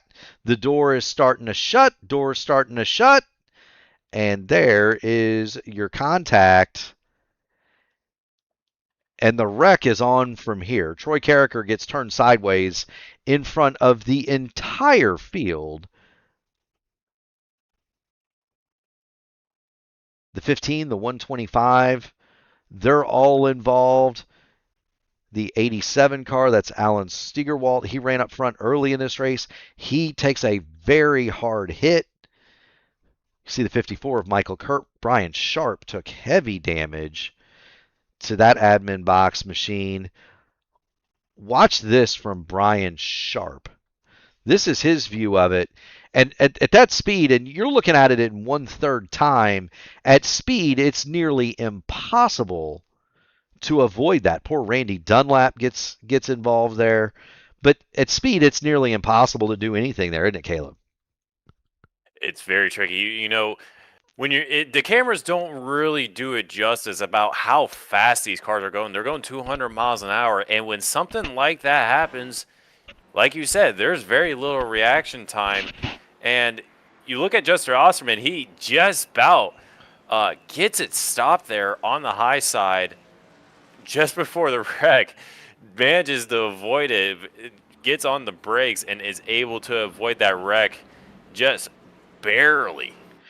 He does indeed, and that leads us to another caution flag, and we've got a new leader. It's Matt Sizzler, a familiar face at the front in the Three Birdies Golf Company machine. If you need a nice golf shirt, go to threebirdies.com. I've got a couple of those, Caleb. They are excellent for wear around the golf course. But there's Matt Sizzler. He leads it. He's got Chad Meadows behind him. They've got quite a few lap cars. They've got 2 lap cars in front. That is the 13 of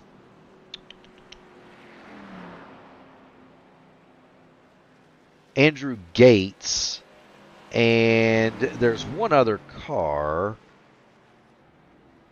that is ahead of Andrew Gates. That is the 53, Mr. Excitement, Justin Osterman. And for Osterman, he's going to get to pass the pace car and get himself, I believe, back on the back to 1 lap down, which would be big for Osterman. Yeah, we know if another caution comes out and he's able to be at that front of the field, the drivers do we are in the third stage, so we got to think about pit cycles here. Drivers have to take fuel in this third stage and possibly get repairs if they do get in a wreck. So if he's able to avoid possibly another caution coming out due to a wreck, he might be able to lap himself here, Murph. You know he could. Something else I saw just out of the corner of the eye there. Kendall Paul has been under repair, and let's show Kendall that car is bent and it's bruised. It is not broken. Kendall Paul in the Outland Custom Arms, Archway Industrial Coatings, track racer machine right there. You see the back end of it still beat up. He has been stopping and taking minutes of repair under every caution, and Kendall Paul, he's just about got that baby fixed, but he stayed on the lead lap, Caleb. Yeah, one thing with these cars is that they can take a beating. You know, there's a lot of crushed panels on the inside of these cars that are able to absorb a lot of the hit, and really doesn't lose much performance despite how much of a beating they can take. They can carry a lot of speed despite the damage. You know, the only thing you're really losing out on when you destroy crush panels is aerodynamics. And if you're in the draft, well, you're not really going to lose out much. So you're able to take quite a bit of a hit here if you do get in a wreck. And you're able to repair most of it because of how long a caution lap is. So we'll see if he's able to get 10 here for these last 60 laps here, Murph. We shall see indeed. They're going to pull the pace car out of here one more time. Barney is going to get the green flag up in the air, and we are going to be racing here at Daytona in the AMA Outland Custom Arms 300. There's the pace car. Greg Evans is who we're going to focus on for this restart. The Deuce has got Sam Crow, his teammate, next to him. They've got a very fast Troy Carricker behind him. And Greg Evans, he and Sam Crow led the majority of the first stage, 27 of the 30 laps. They're going to be looking to get themselves back to the front. And we all know from followers of this series that Deuce is one fast machine anywhere it goes. Yeah, we saw Sam Crow and Greg Evans. They're back-to-back right now, and we saw them dominate the entirety of Stage 1. But we're starting to stage number 3. The first stage pretty much went caution-free up until the very last second. Stage number 2 had a few more moments than I would say, Murph. Let's see what stage number 3 is. It is a bit longer, and you are able to go through the fuel tank here, so you do have to stop for fuel, and we'll see some strategy here. Do they take tires coming down pit lane? Do they just take a splash of fuel? We'll see what drivers decide to do if it goes green to the end here. Most certainly so. You're looking at the leader, Matt Sizzler. He's got John Hutchins and Chad Meadows behind him, then Dylan Blankenship. And the man who has been around the action for most of the night, David Dunwoody, is in 5th. He's got Eric Corder to his outside. Sergio Abella, who we talked about earlier, in that number 21, he has moved into 8th. Raul Alves in the 23, he's avoided the trouble. But I'm looking at the leaderboard. Caleb, and I'm seeing some names creep back toward the front. Ryan O'Donohue 11th, Sam Crow 13th, Greg Evans 15th. Those cars are starting to come back forward now that the race is entering its final stage. Do want to thank everybody for tuning in. If you haven't already done it, make sure you smash the like button on the video, ring the bell, subscribe to P1 so that you can get a notification anytime we go live. And we've got something pretty much every day and night of the week here on P1 as far as iRacing is concerned. I also have another milestone for you there, Caleb Brashear. We just went past 1,000 views in the stream. That's a pretty special night. So thank you so much to everybody out there giving the AMA Archway Industrial or AMA Outland Custom Arms Grand National Series a look this evening. Mike Rigny's checked in. He wants to question your thoughts about these cars taking a beating. He said he hit one bumper and it blew the suspension up. Donald Green has checked in. He said it's been a tough race tonight. And we feel for you, Donald. You were running up front and having a good one. You were running up front and having a good one. The fans are here for the 23. The fans are here for the 23 machine. That is Raul Alvis, and he is moving up indeed. There you see it. He is in the third spot now behind Joshua Siegfried. Siegfried is not on the lead lap. He is not a part of the battle for the lead. He's 5 laps down, but he'd like to get a lap back. Crossing under him is going to be Raul Alvis, and Raul Alvis has gone to the lead, Caleb. Yeah, he goes to the lead, but look who was behind him as they came across the start-finish line. On the inside line, leading that pack is Troy Carricker.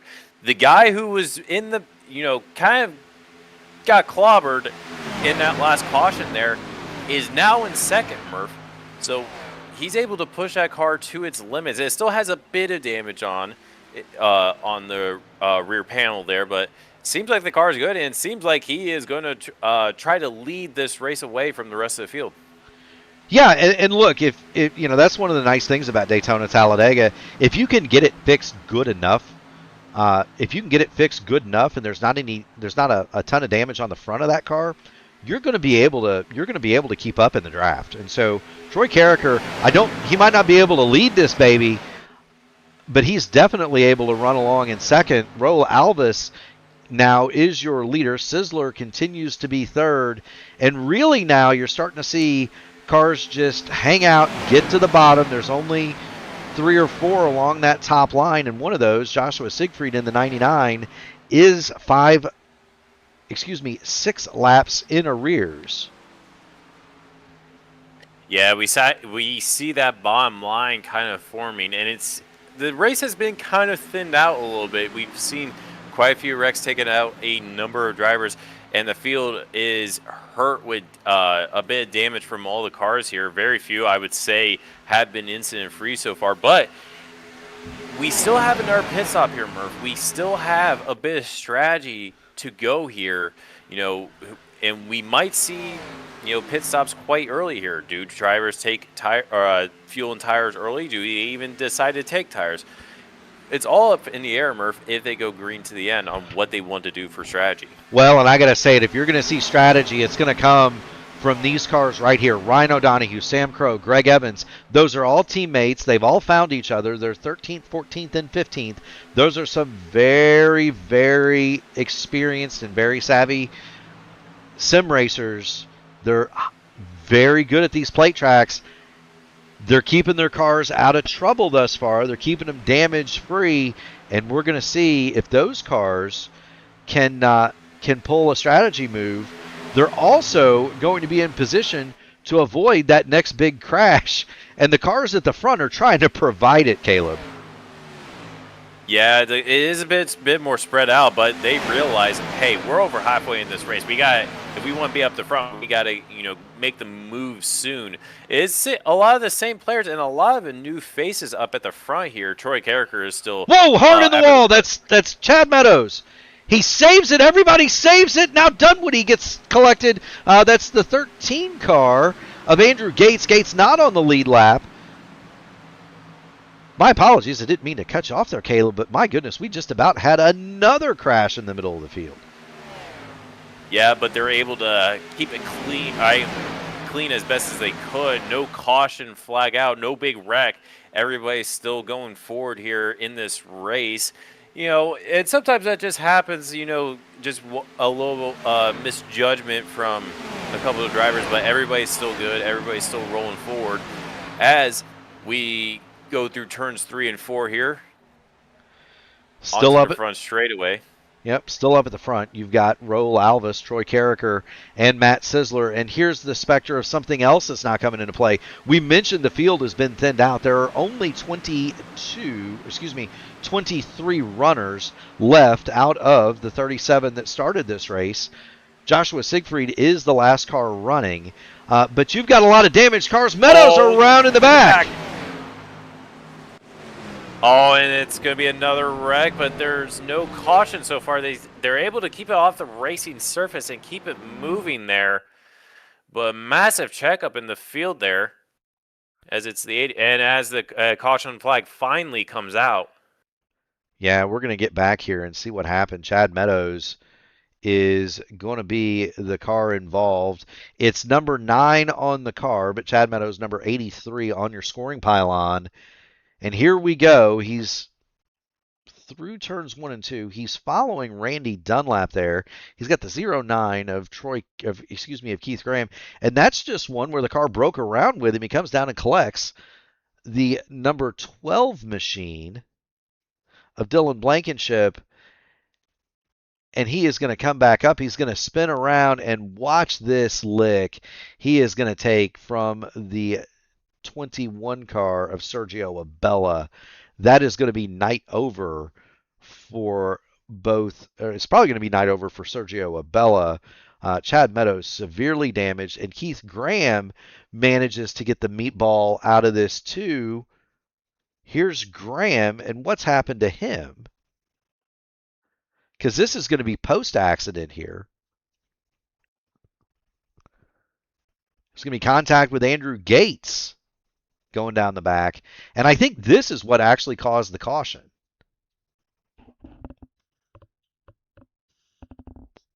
Absolutely big hit. That is a Keith there. Absolutely huge. That is a huge hit.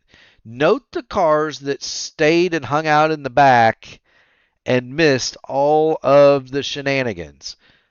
That's Kendall Paul, Ryan O'Donohue, Greg Evans, Sam Crow. They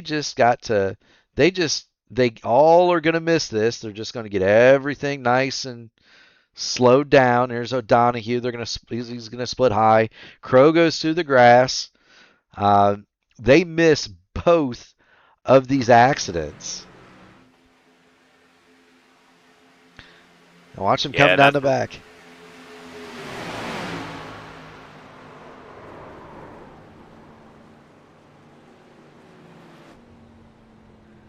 See Ryan O'Donohue jump on board with him. He's already off the throttle halfway down the backstretch with that caution. Those cars taking absolutely no chances. And Kendall Paul, he's going to get to the pit lane as Roel Alvis comes off, and Kendall Paul, it's another caution. He's just going to get to repair more damage there, Caleb. Yeah, and this caution actually came at a pretty convenient time. You know, it's about, I think, my math right, about 46 laps remaining. That is about a full tank of distance, a full fuel cycle here. You might have to fuel save a little bit. However, they are able to top up on fuel and possibly make it to the end here if it goes green. Yeah, they should be within range to make this.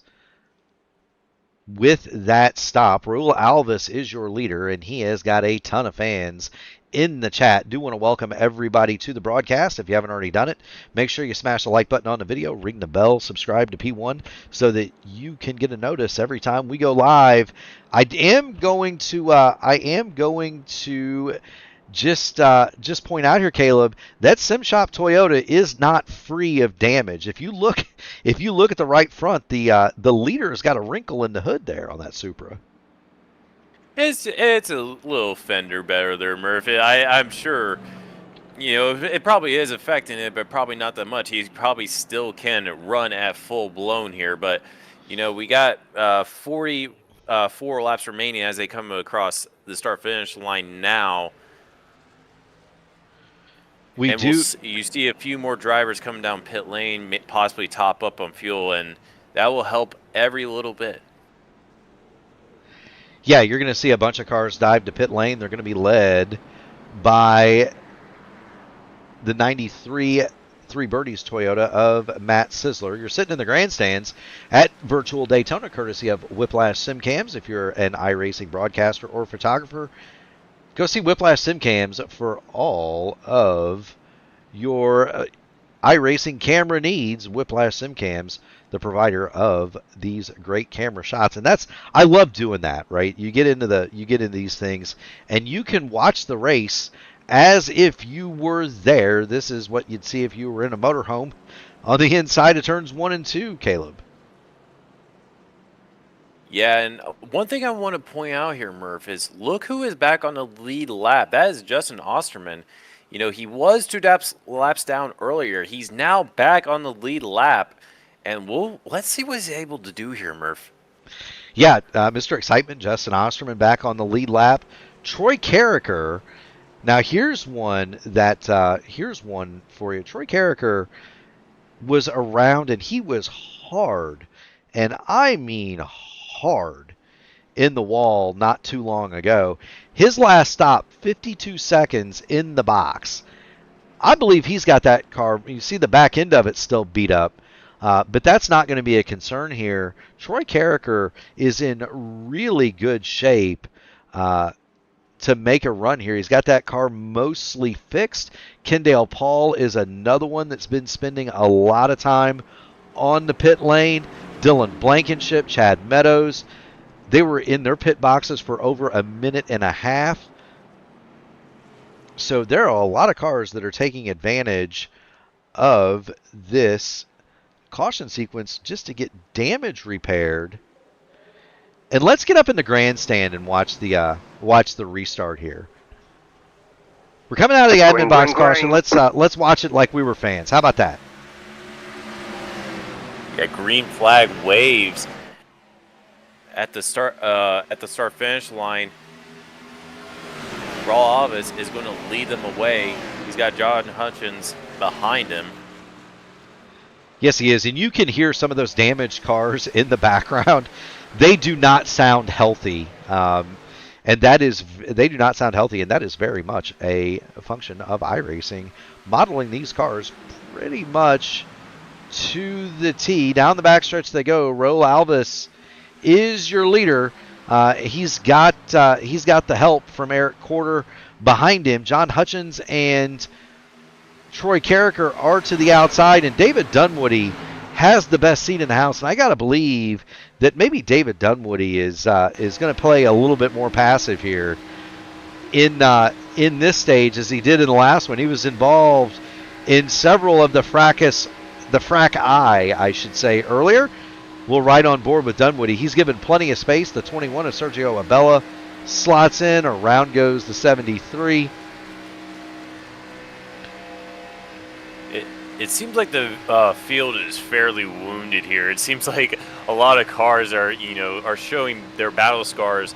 Towards the end of this race here, I think there's very few cars that have actually probably been incident-free here, but you see a lot of the cars that have had damage earlier on in the race. They're still running up front here, Murph.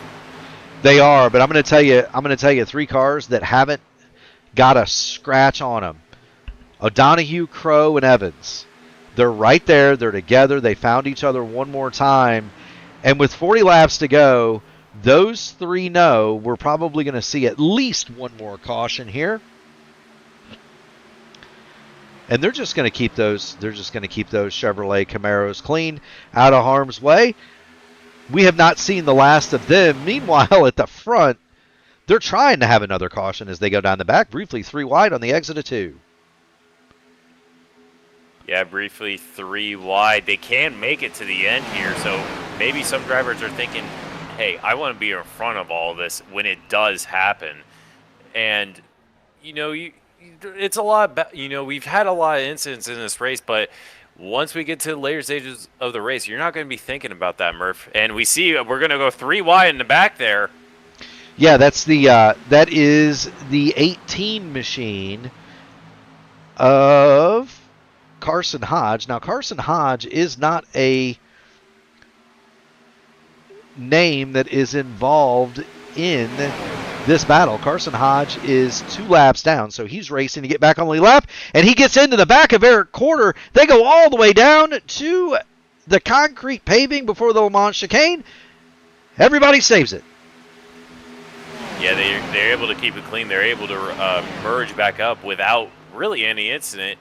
Just seemed like a little bit of a misjudgment there, but they're able to keep it clean here as they go through turns 3 and 4, and it looks like Carson Hodge is looking to make his way up to the front. He wants to unlap himself, Murph. He's not done yet. No, he does want to get back up there and get back in that lead lap, and that's something else that we haven't really talked about in Carson Hodge. Now you've got the 83, which is numbered. You've got the 83, Chad Meadows. He's going around the top. He's looking for the lead, and now you see guys. Remember we were saying they're minding their P's and Q's earlier, staying out of trouble, kind of riding around. The guys at the front are no longer doing that. They are racing extremely hard. You've got guys that are desperate to get back on the lead lap, like the 18 of Carson Hodge, and you've got guys. You've got guys like Dylan Blankenship, Raul Alvis, Sergio Abella. They want to go to the lead. And you say that, and look who's leading this field. It's Vance Fisher. He's currently a lap down at the front of this field. He wants to try to lead this field so that if a caution does come out, he's able to unlap himself. Well, that would be a bigger deal for Vance Fisher than just unlapping himself. He's on the tail end of 2 laps down. If he's big contact there. Chad Meadows into the wall. He gets big hit. The yellow flag is out. Chad Meadows clouded in the rear. The admin box caution flag is going to fly, and Chad Meadows took a shot to the back of that Chevrolet, and that is big-time damage for Chad Meadows. Oh! My goodness gracious. So let's go back and watch this this entire sequence here. There's Meadows in the car number 9. He gets into it with the 12. They come down. They hit the 18 of Hodge. Meadows gets up in the wall. He gets it locked down, and he's going to get it stopped. Now watch. He's going to get it stopped. He's on the brakes, and Kendall Paul just absolutely clobbers the back of Chad Meadows. Ryan O'Donohue is going to come through. O'Donohue, Evans, and Crow. Guess what they did? They all missed the accident, and Kendall Paul's machine is absolutely ruined. That is worth seeing the inside of Kendall Paul's view of all this. Here he is. You're going to see the crash develop. That's another thing is, Caleb, in these cars, what people may not realize at home, you can't really see very well over the car in front of you. And when you're in a tight draft or a tight pack like that, you can't really see what's happening. He sees a puff of smoke up there, but not really much. He's got the 88 of James Hodgson in front of him. He's going to peek around, and there's Chad Meadows. And that, I believe, is going to be big-time issues for Kendall Paul. The car is on pit lane. The good news for Kendall Paul is it's still running, so that impact did not blow the engine. But he's going to be there for a while, Caleb. Yeah, that was a absolutely massive shunt there. And we see most of the field come down pit lane. And I wonder how many drivers still have a set of tires here. They do have a limited set of tires with just 4 sets. I wonder how many drivers still have a fresh set of tires and whether or not they're going to bolt them on now as we see drivers starting to exit pit lane here. You got it. Dylan Blankenship stayed out. He's been out 9 laps. Everybody else is going to venture down pit road. Now, we can tell in ATVO, which is how we produce these shows, we can tell how long somebody has been on their current fuel tank. But we do not know if they've changed tires, Caleb. So yeah, that's a good point there. So it's going to be an interesting. It'll probably be interesting more down the road. Daytona doesn't wear, and Talladega, for a matter of fact, don't really wear tires out that much. You usually use new tires in an advantage as a pit exit tool to where you're able to carry a lot more speed on pit exit. you're able to double stint tires often around these tracks in these stock cars. So we'll see if that actually plays a factor towards the end of this race. And it seems like Dylan Blankenship got a big bump under caution there. Yeah, and he could be doing the same thing that he did earlier in the race, Caleb, where he stayed out on the initial caution lap to get to the front of the field, because that car has been involved in several spins, but he does stay out this time. I was thinking maybe he may have had damage and he was going to cycle to the front so that he could spend the maximum amount of time getting repair, but he stays out. So Dylan Blankenship is going to assume the lead of this race. Do want to thank Outland Custom Arms for their sponsorship of the AMA Outland Custom Arms Grand National Series. Their mission is to provide hunters and outdoor sportsmen with precision crafted firearms rooted in Oregon's rugged legacy. Every build is hand-tuned for performance, reliability, and the uncompromising pursuit of the perfect shot. That is Outland Custom Arms. We're getting closer. Right, 34 laps to go here when we come back to get the green flag, Caleb. We don't, the field here is the rolling wounded. By my estimation, there can only be about a half a dozen cars that still are undamaged, and those are going to be led by the trio of O'Donoghue, Evans, and Crow, and they are right together, 7th, 8th, and 10th. James Hodgson is 9th. He took a lazy spin earlier, but we don't think he has much in the way of damage. I was wondering if David Dunwoody was falling back, Caleb, on purpose earlier, maybe, or if he is, or if that car was wounded, but he is in what amounts to the bottom of row 3 here as we come back to get the green flag.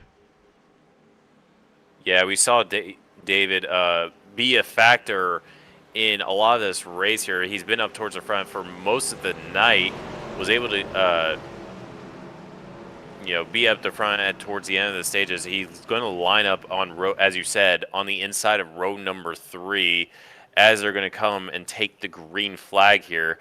It's going to be about 34 laps by my estimation as they come to the green flag here, and we'll see what Dylan Blankenship is able to do on this restart. We are going to see indeed Dylan Blankenship alongside the Simshop machine of Raul Alvis. They head toward turn number 1, 2x2 at the front. Alvis gets the push from Matt Sisler, and Alvis goes to the lead briefly, but Hutchins, he's going to rally Dylan Blankenship right back. Yeah, you're just looking at this field, and it is a fairly wounded field, Merv. It's a lot smaller than it was than what we started with, and unfortunately, a lot of the cars still do have damage. But it is still Dylan Blankenship at the front of this field, right in front of the rest of the field here. Well, John Hutchins. We've got a lead change. Raul Alvis and Matt Sisler have pushed past Blankenship, so they're going to go to the point. Blankenship will slot in third, and then you've got Hutchins and Dunwoody. Dunwoody is doing battle with Sergio Abella, and Sam Crow has started to make his way back toward the front. I wondered when that would happen. Sam Crow in the number 8 has moved into the 6th spot. Justin Osterman is now 7th, and so those were cars that we were keeping an eye on. The Crow, O'Donoghue, Evans trio, and Justin Osterman, they're starting to move toward the front of this field as the pay window starts to get close to being open. The only difference this time around is that Sam Crow and Greg Evans are a little bit separated right now. The entire first stage, they were nose to tail at the front of the field and basically led all but, I think, like 2 or 3 laps. And that was at the very, very end of the stage. They pretty much led the entire first stage there. But now they're kind of separated a little bit, but they're not able to work together like they were earlier in the race. Well, Sam Crow just jumped out of line. He's going to go back and pick up his teammates. Either that, or it could be that they just don't feel as though it's time to move forward just yet. So Crow jumps to the bottom and jumps out of that lead draft. Dunwoody is now pushing Hutchins toward the front of this field, and they've got Raul Alvis on the bottom, the top line, very organized. Now Carricker is up on the top pushing Dunwoody. Alvis has help from Sizzler and Dylan Blankenship on the bottom. Yeah, and we just see Sam Crow, Ryan Donahue, and Greg Evans. They are back together again, and they are a bit spread out. I wonder if they have damage or they're just taking it easy at the moment. I'm guessing it's the latter of the two, to where they just want to take it easy for now. Play it safe. We still got over 30 laps of this race here, Murph, and based on how the rest of the race has been, it's very, very possible that we will get probably another caution before this thing is said and done with. Well, and here's the thing. Greg Evans, Sam Crow, Ryan O'Donohue, they're racing for a championship, right? It's championship points above everything else. There's a big prize on the line here from Simshop. And so, these guys, they're thinking big picture. It's okay if you walk out of Daytona with a lower half of the top 10 finish, but you can really hurt yourself. 83 gets side checked into the wall there, coming off turn 2. Yeah, that was almost a Randy LaJoy moment, right? Yep. It was almost a Randy LaJoy moment. He did get side checked into the wall. If you're a lap car, what you want to do is you almost want to get your car all the way to the top, right? And stay there, just almost right next to the wall. Let the leaders through. He got away from that top line and got hip checked out of the way by those leading cars. Hutchins and Alvis on the front row. Carricker and Dunwoody row 2. Rogers and Sizzler make up row 3. Yeah, we know. We kind of haven't really talked about the history of like Daytona and this specific series. You look at the winners of the real life series. You got the most all time. You got two of the biggest names of Dale Earnhardt Sr. and Tony Stewart, two of the biggest icons of NASCAR, both having 7 wins apiece, tied for the most. And I'm sure some of these drivers, they know what this race means. It's a season opener, of course, but you don't know what we often say whenever we do IndyCar, you just don't know what Indy means. Well, in NASCAR, you just don't know what Daytona means. Yeah, very much so. Everybody wants to win here, and this is a track where if you win at Daytona, you can make your entire career out of winning one of these races. It's very much like Indianapolis for the open wheel guys. A win at Daytona is huge, and that's something that you will always be introduced as, even more so than as a champion. Yeah, we often see, we see that in kind of both series. The Indy 500 is almost even not more popular than the actual season champion itself. Daytona 500 and the NASCAR championship is kind of equal, I would say. Kyle Larson and William Byron last year in the Cup Series being the respective winners of those of the championship and the Daytona 500. But it's almost kind of equal with these big events on how popular they are in terms of being a winner of either.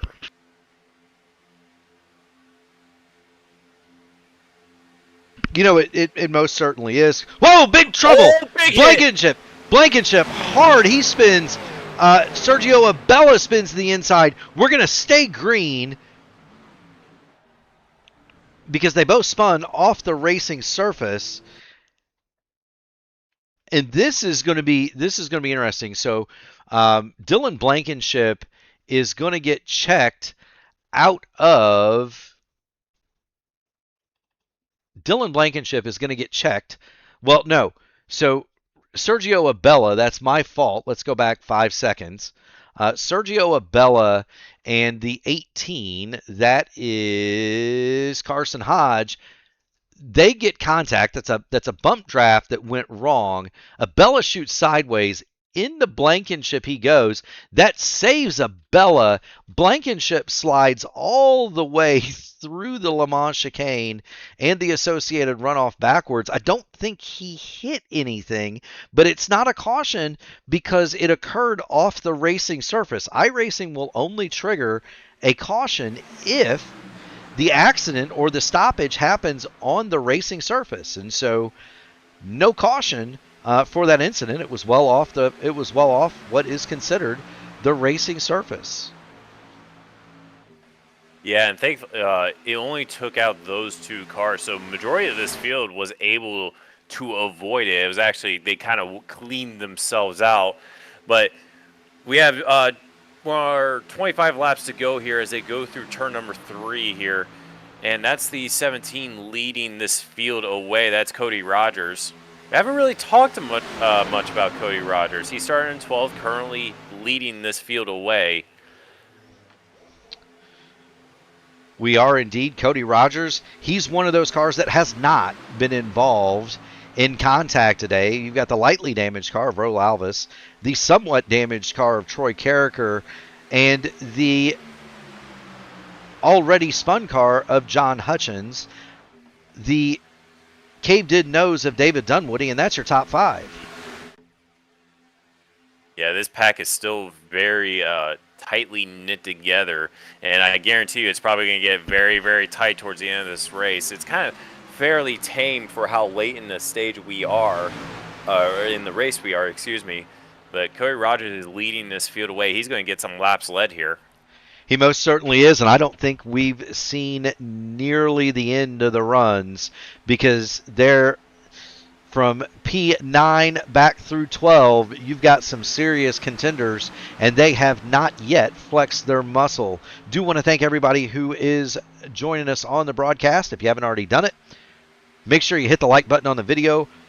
Please ring the bell, subscribe to the channel, so that you can get a notice every time we go live here on P1, and you can find a car race just about every day of the week here at P1 Broadcasting. Cody Rogers is your leader, then Raul Alvis, John Hutchins, David Dunwoody, Troy Carricker, your top 5.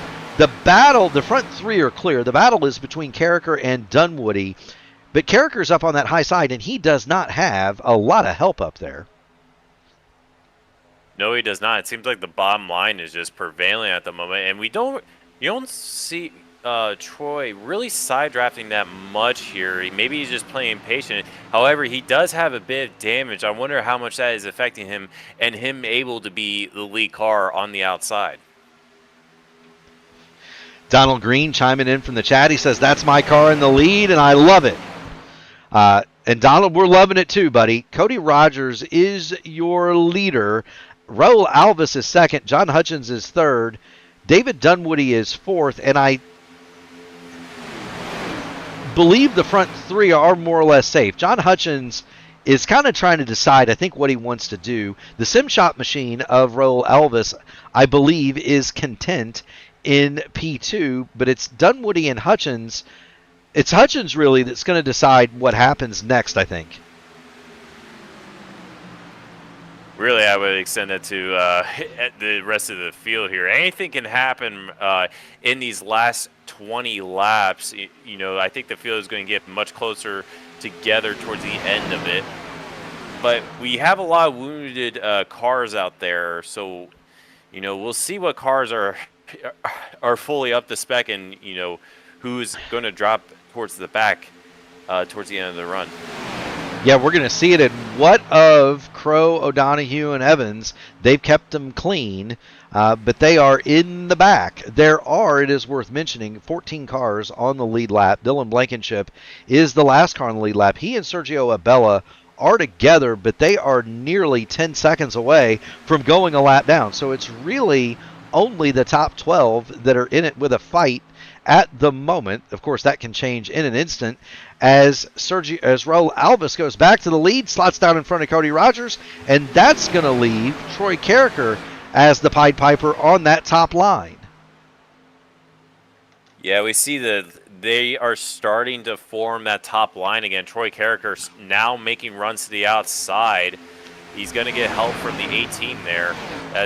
Carson Hodge, he's laps down, 2 laps down, in fact. But he's trying to push Troy to the high side, to the front. And it seems to be working a little bit, but it seems like they just need a little bit more help if they want to clear that bottom. Yeah, and that's the thing, right? There's more cars on the bottom than there are the top, and honestly, what that means is there's more energy on that bottom.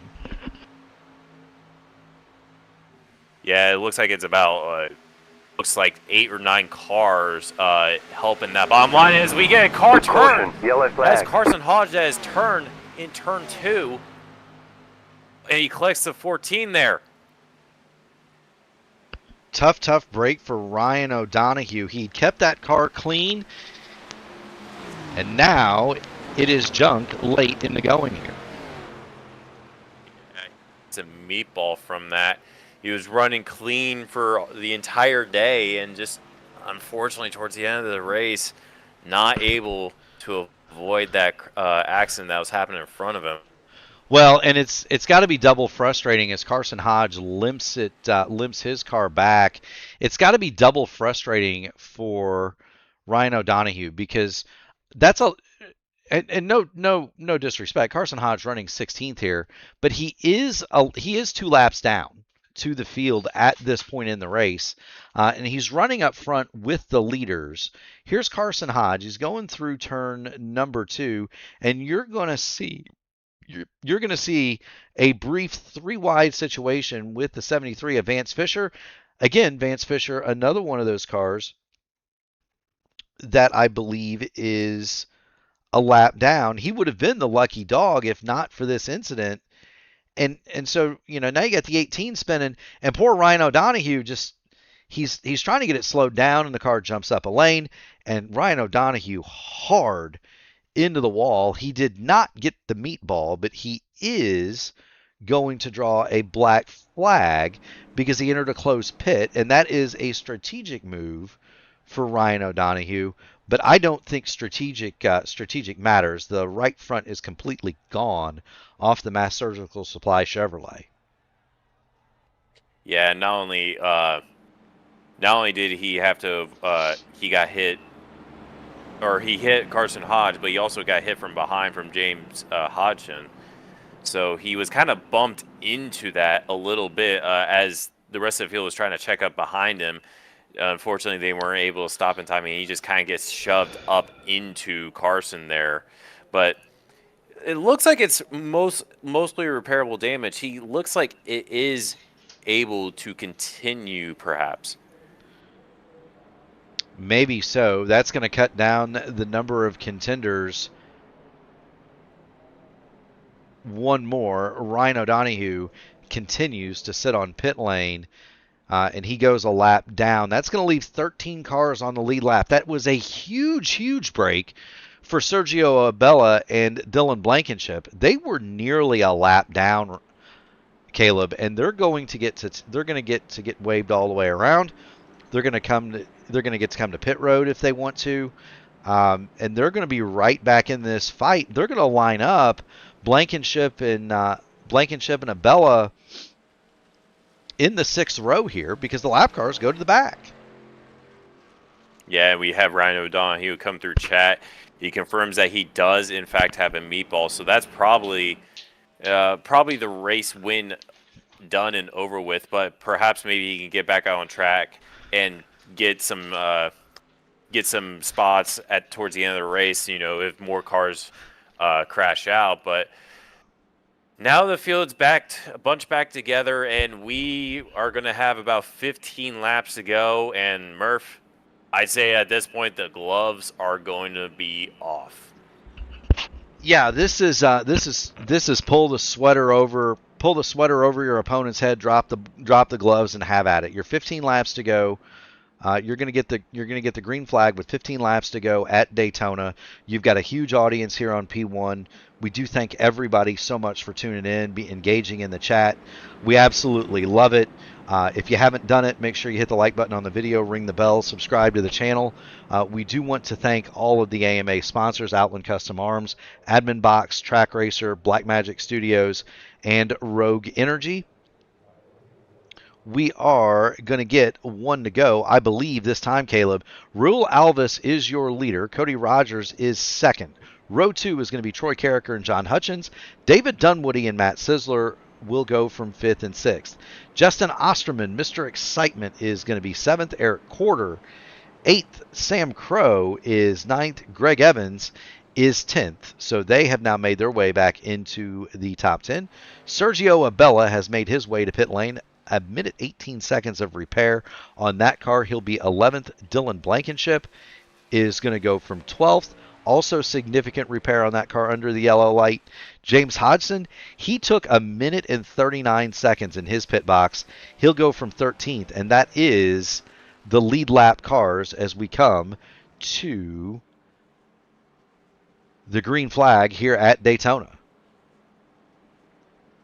You know, Murph, I did appreciate that hockey reference of dropping the mitts and pulling the jersey over. But I'd say it's a little bit more of that. If you really wanted to keep with the hockey reference, this is going to be the beginning of the Four Nations when USA Canada played. And basically, it was just a full blown out scrap. I imagine the end of the race is going to look a lot more like that than just a simple drop the mitts and pull the jersey over, Murph. Yeah, I think this is going to be a real Donnybrook here at the end. When you get to the last 10 to 15 laps at Daytona and there's a trophy on the line, all bets are off. And you're going to see guys start to take a insane amount of risk with these virtual cars because there's nothing left to lose, and you've only got 13 cars on the lead lap. We've really and truthfully, at this point, there are less than 20 cars running, something like 16 cars or 17 cars even on the speedway. And so, you know, you've survived to this point. You know, you're going to get a pretty decent finish regardless. It's time to let her rip. And these drivers are not going to disappoint. Here's the green flag. Race is back on here at Daytona in the Outland Custom Arms 300. Yeah, it's going to be 15 laps to go as they go through turn number 1 here. Raul Alvis is going to lead this field. He's got Troy Carricker right behind him on that bottom line. And then he's got the 17 to the outside of him, Cody Rogers, trying to make that high line work. And I guarantee you, Murph, it's going to be 2x2 for the rest of the race here. Earlier in the race, we talked about give and take. We talked about guys who were giving room, giving space. They were allowing other drivers to slot in. They were keeping their distance. There's no more of that. We're going to come to get 14 laps to go, and everybody stacked right on top of everybody else. Cody Rogers, Raul Alvis lead it. 14 laps to go at Daytona. Yeah, Cody Rogers on the outside, Raul Alvis on the inside, and they both are getting massive push from behind. Troy Carricker pushing Raul Alvis, and John Hutchins is going to push Cody Rogers on the outside line. And it's been, I got to say, Murph, it's been fairly tame. No big moves I've seen so far in this pack. They still have 13 laps to go when they come across the line, but I wouldn't be surprised if we start seeing the big moves, the big three wide moments that we've always seen here at Daytona happen in the next couple. If it's gonna happen, it's gonna start with the 28 and the 53. That's Dunwoody and Osterman. They are currently 3rd and 4th on that inside line. When it starts, my guess is it's going to start with those two. They are teammates. They are in Discord. They are working together. You've got Chad Meadows, and he is in front of the lead group. Meadows is going to drop to the bottom very wisely. And Troy Carricker is itching for just any way to drop his car below Raul Alvis and kick him to the middle. Yeah, it honestly looked like it was going to get very close with that lap car there, but he went to the apron, so no harm, no foul. There's still 2x2 here, but I reckon that's going to change. I'm going to agree with you that it's probably going to be Dunwoody working with his teammate, and he's going to try to force that 3 wide Whoa! issue as we Hard get contact! big wreck in the Yellow front of flag the is field. out. And that takes out a lot of contenders here, Murph. That's Cody Rogers hard into the outside wall, and I mean hard. Cody Rogers hit the outside wall a ton. You're going to see it here. James I can't talk. John Hutchins, well, Troy Carricker was about half a lane up. Cody Rogers came down to side draft. They hook together. John Hutchins nowhere to go. You see cars sneaking past. Sam Crow gets collected. He's going to hit the outside wall hard. Greg Evans is there. More cars involved. That's Dylan Blankenship hard in the outside wall. The 21 of Sergio Abella makes it. Eric Corder does not. And Greg Evans is going to sneak through. And poor Sam Crow, man alive, that car hit a ton. And let's look at it from the inside of Sam Crow. And this is what you see when you're driving one of these cars and it all goes sideways in front of you. He's following Justin Osterman, Mr. Excitement, in front of him. There the two cars get together, and I think Sam at this point thinks, I've got it made. Uh-oh. Yeah, it wasn't even that big of contact. It was just a little side bump, but that's enough. He got hit right on the right rear, and that's just able to completely spin him around into the outside wall. Thankfully, it looked like he hit a square, so I seem to be wrong with how much damage these cars can take, but he did hit it square, so maybe he's able to get that repaired, but we'll just have to see as he comes down pit lane. Sam does not have a meatball, and so he may be able to. He's at least going to be able to keep running. We're going to watch the cause of the admin box caution from Greg Evans, and he's going to have a ringside seat. If you are a race controller, go visit www.adminbox.com. That's adminbox.com. 2 X's. Race control at the touch of a button, and they've been wearing that button out tonight. The race controllers in this lobby.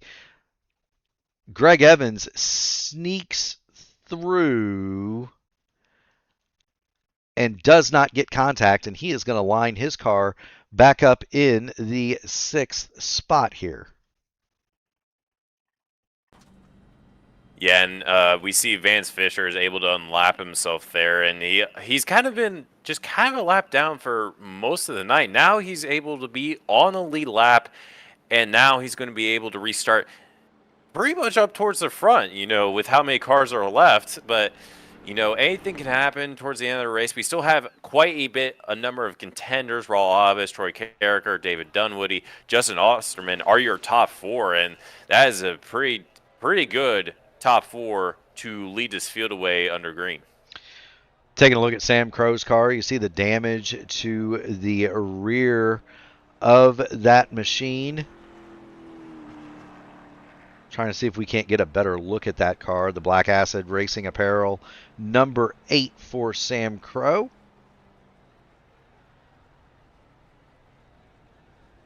It hit hard on the left side, and Sam, minute 15 under repair. You can see the left rear is towed pretty good on that machine, and so we don't know if Sam Crow is going to be able to make it back out here. He has not yet, though, gone a lap down. Raul Alves is your leader. Dingle Hopper 78. The 17 hit the wall so hard it almost knocked out his internet. That's not a bad synopsis. We were at the Sim Gaming Expo.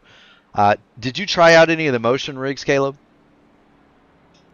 I did a little bit, and unfortunately, they kind of gave me a little bit of motion sickness, so I didn't try it out too much. But I can imagine being in a wreck like that and you're just getting tossed around I guess as you do in real life, but you're not really prepared for that. I, I was impressed with those things. I unlike our good friends Brendan and Lichtenberg and Chris Demerit, I did not get a chance to try out the full Airbus A380 cockpit, but I did do one of the full motion driving rigs, immersion rigs, and it was pretty intense. Unfortunately, I did hit the wall pretty hard in Indianapolis, and I was reminded of my days my days as a kid racing go-karts. Take your hands off the steering wheel when you hit something hard in those things. Yeah, because it'll hurt your hands. It does hurt. Not only it hurts your hands, but if you do take your hands off the wheel, then you got to think of the rest of your body, because your body will more likely be hurting after that wreck. But, yeah, I mean it was weird to me to be sitting in a sim rig with a full 5-point harness on, but you needed it. And there's varying levels of equipment. You've got guys that are doing this that they have the Logitech steering wheel clamped to the desk, and you've got people like me with cockpits, and there are others that have the full motion and immersion going on. This hobby can be anything you want it to be. We're going to get the green flag with 8 laps to go. Barney puts it up in the air. Green flag, green flag. Rule Alvis leads them away. 12 cars on the lead lap to decide it here at Daytona. 20 miles to go. 20 miles ago, Raw Alvis is going to lead him into turn 1. He has David Dunwoody right behind him, helping him out on the high side to the outside of them. Troy Carricker is going to lead that outside lane of just 2 cars. He's got Justin Osterman right behind him, pushing him to that outside. Very briefly, Troy Carricker is going to take the lead of the race. He looks like he's just about clear, but not able to pull the move off. He did on that inside line. Yeah, he didn't quite get there, and what surprises me about that is Osterman and Dunwoody did not hook up. Also, Greg Evans is now a lone ranger, but he has gotten to the 3rd spot on that inside line. David Dunwoody nearly turns it around on the apron. Troy Carricker has now made the clearance on Rule Alvis, and he goes to the point. Osterman is to his outside. Seems like the outside line is the preferred line here as we go into the closing stages of the race. Oh, big slide there as in 93. They go to the bottom now. Thankfully, no harm, no foul.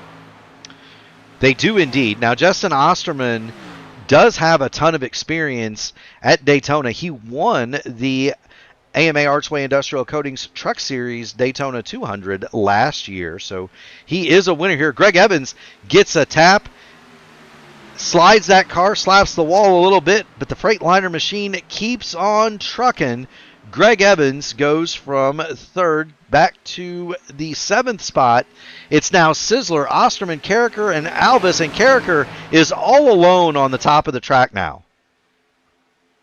Yeah, we mentioned earlier he wasn't really side drafting all that much. Now he's trying to side draft as much as he can as we see the 88 go to the inside there, go to the apron, as well as Michael Kirk, who is multiple laps down. He slides down to the apron. No harm, no foul, no caution came out. But now, that is Matt Sisler leading this field away. It is. He's got help from Osterman, but watch the run from Raul Alvis. And is he going to take it?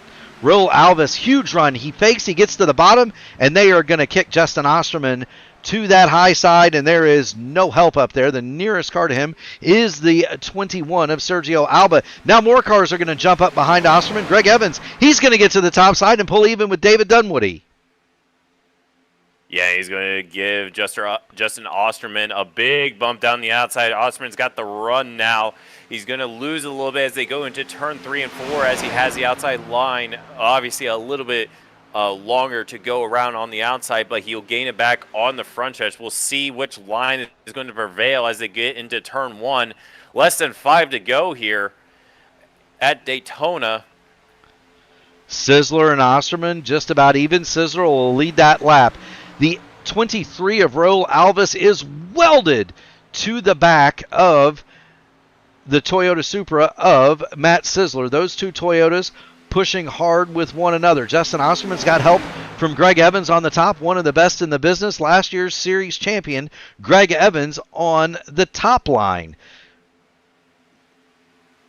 Dunwoody. It's just gonna be well, Dunwoody gets here. Yeah, Dunwoody gets a shove in the wrong spot. He gets kicked out. There's more weaving, bobbing, and dancing at the front. Osterman goes to the lead, and now they've split those two Toyotas. Osterman's going to jump up in front of Greg Evans, and that's going to leave out Matt Sizzler, and Evans nearly turns Osterman loose, going through the tri-oval, 7.5 miles to go. Yeah, it's getting a bit dicey now. We're starting to see the big blocks, the big moves here from this front of the pack, and that's the number 2 going to the front, Greg Evans. We saw him dominate earlier on, and cars are sliding all over the place. Big bumps, big blocks all over the track. Greg Evans is at the front of it, and he wants to stay out front. He wants to avoid it and try not to get caught up in it. Perfect view from the P1 airship of this battle for the Outland Custom Arms Daytona 300. David Dunwoody got kicked out of this pack. He fell almost a second and a half behind. He is once again involved in the fight for the lead. 9 cars, 5 miles to decide the Outland Custom Arms 300. Big contact from Evans and Osterman. Everybody saves it as they go through turns 1 and 2. Yeah, we're getting some big blocks, big slides all up and down the track here. And they got a lap car in front. That is the number 12 of Dylan Blankenship. He was running up front there. Unfortunately, he got into a couple of incidents. Now you have Justin Osterman on the inside and leading the front at this with only a handful of laps to go here. White flag in the air. Osterman, Evans, Sizzler, Alvis, Carricker, Hodgson, Dunwoody, and Fisher to decide it. We're going to see the 3 wide moments here, Gary. As I say that, they go 3 wide at the front here. That's Greg Evans on the inside. That's exactly what Greg Evans wanted to see. He's got the bottom. He's got the lead. That killed all the momentum from the cars at the top, and Evans is now going. Evans is going to buy that white line, dinner and flowers. He goes to the point. He is welded to the double yellow. We come through turns 3 and 4. It's Greg Evans, Troy Carricker second. Justin Osterman and Dunwoody are going to battle for third. Carricker looks to the high side. Evans throws the block. They come through the tri-oval. Osterman gets to the middle. Everybody touches. Sideways across the line. It's Greg Evans. Greg Evans is able to pull just 96 thousandths of a second over Justin Osterman. David Dunwoody is going to come home in third. Greg Evans, your pole sitter, is it going to go ahead and get the win here? And it didn't. There was a moment there towards the end of the race where it looked like he was just going to walk away with it almost, with how much the cars were sliding behind him. But it wasn't as straightforward as that. But he's able to prevail and get this win. It most certainly was. We're going to get back. We're just going to go the rewind route here, and see if we can't get to the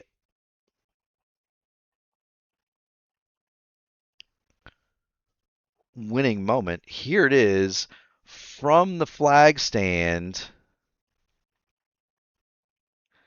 You see Barney waving the checkered flag. Chaos behind Greg Evans, but he rolls it across, and there's the 21 of Sergio Abella. He finishes fourth, spinning out. Osterman is going to claim second. Dunwoody is third, and Greg Evans is going to burn them down. This is your Rogue Energy winning moment. If you need a pick-me-up, you go to rogueenergy.com, use promo code AMA24, get 10% off of your order. Greg Evans with the Rogue Energy winning moment, and he's joined by his good friend and compatriot, Sam Crow, in what has to be a fun victory circle.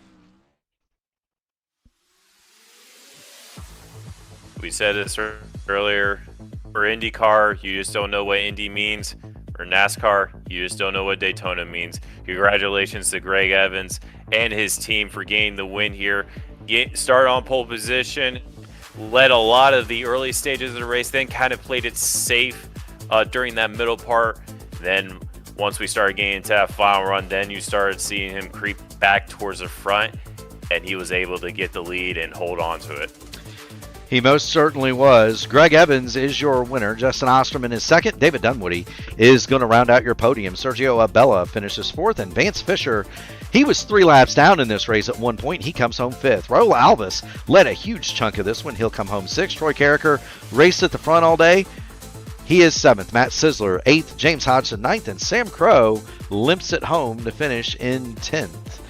11th, Eric Corder. Dylan Blankenship is 12th. Chad Meadows, 13th. Michael Kirk, 14th. John Hutchins is 15th. All of these cars now out of the race. Cody Edwards, Ryan O'Donohue, Carson Hodge, Joshua Siegfried, and Kendall Paul through the top 20. In 21st, Keith Graham, then Randy Dunlap, Andrew Gates, Alan Steigerwalt. He started on the outside of the front row. Tyler Moore, Brian Sharp, Raymond White, Donald Green, who had a great run, go up in smoke, Lewis Hayes, and Ted Craven is going to be credited with 30th. 31st, Andrew Jones. Mike Rigney in his series debut will finish 32nd. Jason Souther, 33rd. IndyCar ace Crash Neon, 34th. Jared Reed, 35th. Veteran Sean Roberts, 36th. And shotgun on the field is Matt Metler.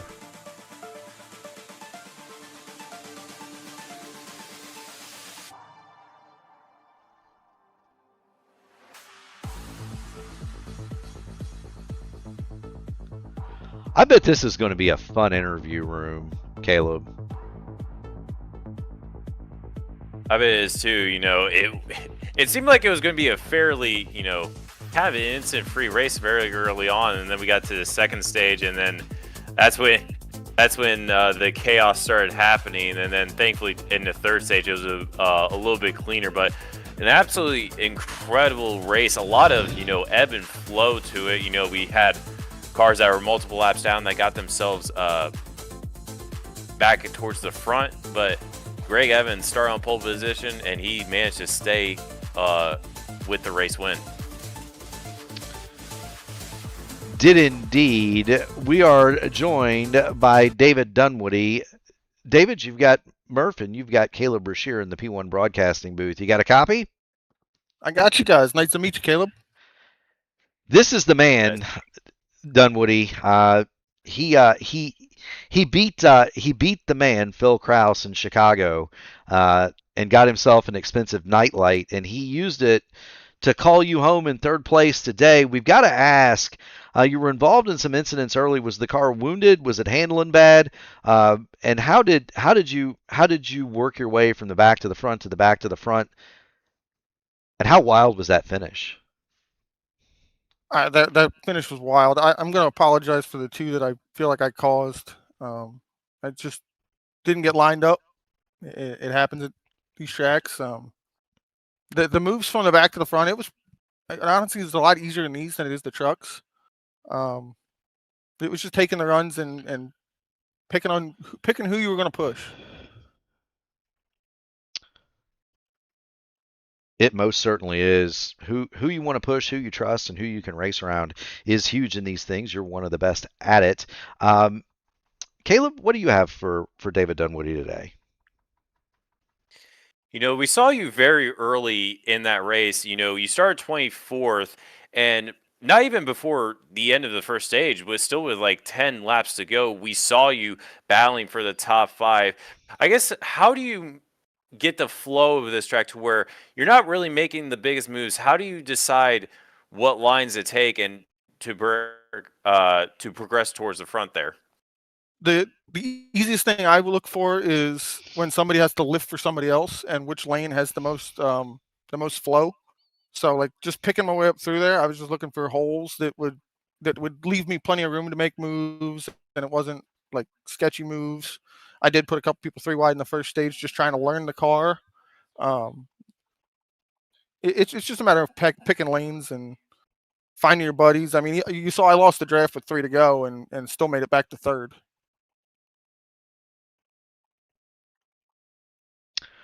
Well, I'll tell you what, it was exciting watching you go from the back to the front to the back to the front on multiple occasions. As always, worth the price of admission on a super speedway. David Dunwoody credited with third. You get on the podium at P1, you get the mic. Friends, family, sponsor, shout outs. The floor is yours. Yeah, this doesn't happen often. I know it last time I was up here was Talladega, but I'm going to start by saying our thoughts are with Jason and Sean Southard. I know they got some stuff going on, or Jason Southard and Sean Mott.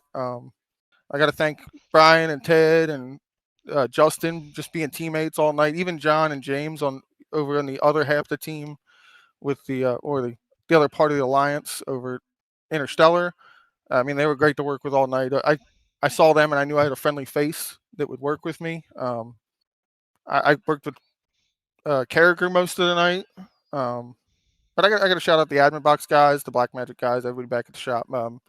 Moza Sim Racing Products, and everybody else. I mean, Well, there you go. It's always good to start off the season with a good finish. You've run third today. Congratulations on that. Keep going fast and having fun, David. And we'll see you at the next one. thank you. You are more than welcome. That's David Dunwoody. He is going to be credited with the third spot today. In second place, the man who has earned the Mr. Excitement moniker, Justin Osterman. Justin, you've got Murph and you've got Caleb Brashear in the P1 broadcasting booth. You hear us? Yes, sir. Yeah, I was getting the broadcast pause for a second, a little background echo. But I got you, Bob. Yeah, so we were saying as it came down time to talk turkey at the end of this thing, we said that if moves happened, it was going to happen from you and Dunwoody, and then you guys got separated. Talk to us about your thoughts in that last run and maybe something you thought you could have done different, and just about your night in general. Well, I knew it was going to be a fun night when I ran that first 30 stage with no sound. So I was getting that figured out. And then instead of taking the lap to come back around to the pit box, I took the tow like a goober and put myself 2 minutes or whatever, 4 minutes behind, 2 laps down. So it was just about picking moves and trying to miss everything that happened and then try and get the laps back. And luckily, we got some lucky cards and it came back to us. And then at that point, it was me and Dunwoody. Yeah, we were talking. It was, hey, it's like, let's just try and stay glued together on that restart. And then I'm not exactly 100% sure why I can't really remember what happened, but we got separated. And then it was like, we'll just try and work together. And he was calling low line. I was calling high line. We were trying to call runs. And I was like, well, if we got to go side by side, brother, I would love to go side by side with you, nobody else. We done the work and got up here. I mean, I'll say it. You got two of the best plate track racers on the service right now, probably in this league between me, him, and we'll make a third for Greg sneaking it up there like he does every time. Just insane, man. It was a fun night. It's a Daytona opener for sure. Yeah. So it was a wild one, man. I'll say that. I'm lucky to come out second. That was a finish to go back and watch. It most certainly was. Caleb? We saw like a lot of ebb and flow in this race. You know, the first 30 laps ish, that entire first stage kind of went green the entire way until the very end, and then we had a very chaotic second stage. My curiosity is, we talked about strategy a little bit on how that third stage was going to be. Do you think it, you know, with the strategy of all the cautions coming out, you know, what would have been the strategy if, you know, how far do you stay back? You know, how far do you want to push? How hard do you want to push? How do you manage on how hard you want to push at certain points in the race? It's really, we were just judging it off the beginning and then watch the first two stages really, and then it's kind of really we don't really exactly have the pen and pad next to us, but we got the mental one, you know, taking notes of everybody next to us, who's a little loose, who's holding straight, who you can push, who you can't push. And then I've always got a saying, man, I don't make my move till 10 to 15 to go, because if you make it to the final 10 and you get wrecked out, I mean, you made it far enough. So, you know, that's when I feel okay getting taken out. So that's usually what I try to do, is really wait till the final 10, because it's the final, honestly, the final 3 laps. You just really watch everybody, and that's when the lines, who's going to run, who's going to work with each other, who's not going to work with each other, and you get to really see what's going to happen and kind of get a somewhat screenshot of what that final lap, last 60 feet, is going to look like. And this one was wild. This one was just crazy. It was wild indeed. It's going to make for some great TV to watch coming back to it. You walk away with the middle step of the podium, a great launch to your 2026 Outland Custom Arms Grand National campaign. You know the drill by now. You get on the podium at P1, you get the microphone. Friends, family, sponsors, shout them out, my friend. Yes, sir. I want to thank Jason and Sean for everything they do for the league and all of this going on. You know, without them and their participation, this would not be as great of a series and a league as it is. So I'm gonna really thank a huge shout out to them. And I want to thank Carryall, my main sponsor, and then the new sponsor we got, Outland Custom Arms. So glad to have them on board. It's been fun sporting that around. And then of course Black Magic, everything they do for me, I love them. And then shout out to my girlfriend. Can't wait to show her the work we put in on this replay. It was shout out to her, man. She's been with me through a lot and put up with a lot. So thankful for that one. And then everybody in DPI, all that organization, everybody over there, Kendale for the league, man. That was thank them enough. And yeah, I think that'll do it for me. You know, congrats to Greg, man. I'll say that. He earned that one. That was a good one. It was a lot of fun to watch. He did earn it. Thank you so much for dropping in, Justin. Keep going fast and having fun, buddy. Yes, sir. That is Mr. Excitement, Justin Osterman. He is going to be credited with the second place finish today. And your winner, the more things change, Greg, the more they seem to stay the same. When did you finally decide to turn that Freightliner Chevrolet loose? What was your lap? Is that restart whenever we restarted sixth? I just felt like at that point, I think there was like 7 or 8 laps to go, and I felt like if I dropped back, I probably wouldn't get the opportunity again. So yeah, man, it's a battle of attrition tonight. A lot of cautions, a lot of survival. Most of our guys, Ryan, Sam, Lewis, who made it for the most part of the race, but we kept dropping off, and I was like, oh my gosh, at the end it was just gonna be me. And man, just got lucky at the end. Honestly, made the right moves, and there we are.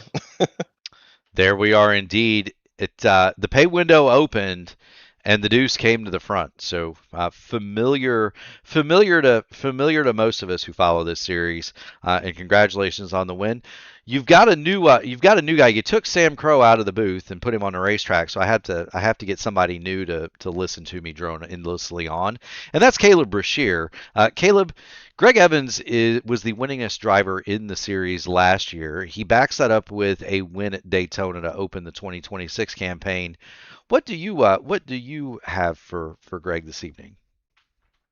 So, on the IndyCar side, obviously the Indianapolis track, the Indy 500 is the biggest race. Every single time we do a broadcast there, it always just feels a little bit extra special. And we often say, quote, you just don't know what Indy means. But I'm going to ask you this.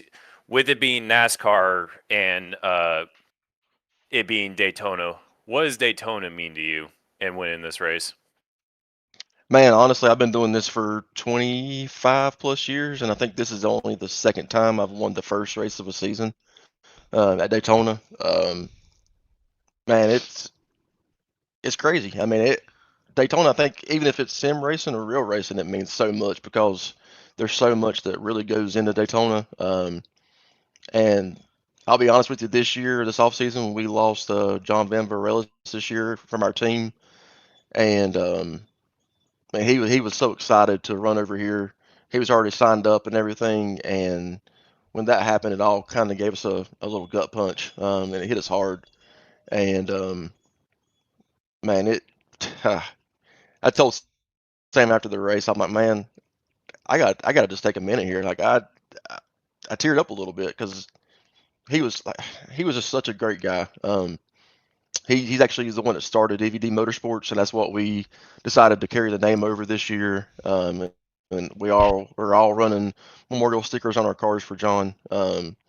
He's truly missed, and this is for him. And Daytona special, but man, being able to do it tonight. I know with his brother was watching Charles.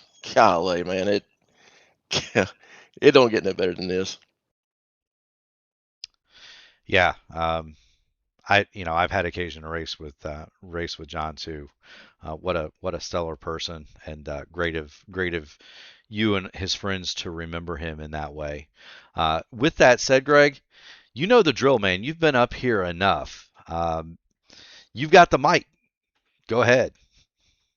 Yeah, like I said, first of all, I've got to dedicate this to John and his brother Charles. They had the ceremony this past weekend. I know Sam drove down there. I wasn't able to with me having family obligations and stuff, but just thrilled to be able to do this for those guys. I mean, it means it so much. It means so much to those guys, and we're gonna dedicate this whole season to John. But it's great to start our first race off with winning for him. Got to thank Freightliner, Sim Lab, Sim Magic, Simshop for coming on board this year with AMA and helping sponsor the the prizes for the championships. And also, I think we're gonna have a participation award for guys that we're gonna announce later. But just man, just thrilled to death to be able to win tonight, and thank all my guys from DVD Motorsports. Man, we all talked together. We all had a plan. We were all planning on being there at the end, and just a few things happened here and there. But everybody did a great job. I'd have loved to see anybody from our team to win, but man, just excited to get the season started, and we'll keep racking them up as much as we can. Absolutely, Greg. Well, thank you so much for stopping in. Keep going fast, having fun, buddy, and we'll see you at the next one. Thank you, guys. I appreciate it. Thank you guys for broadcasting, man. Like I said last year, having these things broadcast and be able to go back and watch them throughout the week, man, it just adds so much more. And when you can tell your buddies and stuff that you're doing it online, they can go in and watch it. It just adds so much more thrill to the event. And appreciate you guys taking y'all's time to do that as well. Broadcast for us. You're more than welcome, Greg. It's our pleasure. We'll see you at the next one. All right, buddy? All right, guys. See you next week. Yes, sir. That is Greg Evans. He is tonight's winner. And Caleb, wow. If that was a preview of coming attractions, this is going to be one special season. I can't say how excited I am to have you along for the ride, buddy.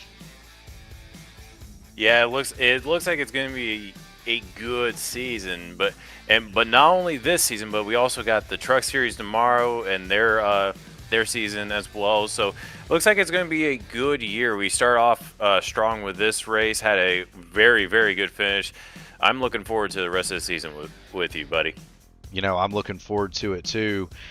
And that leads us into tomorrow night, the AMA Archway Industrial Coatings Truck Series, 8:20 p.m. pre-race, 8:35 start for the AMA Archway Industrial Coatings Truck Series live right here on P1. We're going to have Saturday off. That is reserved for the iRacing IndyCar Series when it begins in early March. 2 o'clock Sunday afternoon, the Sim Gaming Expo Classic IndyCar Series is going to happen from New Hampshire. That's at 2 o'clock. And then the nightcap I do not believe, well, the nightcap should be the Votive IndyCar Series live at 8. Monday, the IndyCar Series Top Split goes live from Circuit Zandvoort. That's at 7. And at 9, the Indy Next Road Series Top Split will occur from Fuji. Now, there's 2 circuits for you. Tuesday night, it is a triple header. The IndyCar Oval Series Top Split from Phoenix. The middle, that starts at 7:15. The middle, the Indy Next Oval Series Tuesday night Top Split from Gateway. And then the finale, the Area 51 IndyCar Series, 9:30 from the Kentucky Speedway. Wednesdays are reserved for the Horizon IndyCar Series. That happens at 8. The Formula Super Series at 8:20. And that leads us right back to next week with the AMA Outland Custom Arms Grand National Series. 8:20 pre-race, 8:35 start from Atlanta. We do want to thank all of the sponsors of the series: Outland Custom Arms, Track Racer, Blackmagic Studios, Rogue Energy, and our good friends at AMA, Archway Industrial Coatings. We also want to thank the drivers, the fans, everybody who participated tonight, especially those of you who kept us company in chat. Keep them coming. We definitely appreciate it. But we'd be remiss if we really didn't thank the people that really made it possible: the military, the police, the firemen, the EMTs driving the ambulance, and Caleb, the nurse that unloads you when they get you there. From the bottom of our hearts, we thank you so very much. Greg Evans, your winner tonight from Daytona. We will see you tomorrow.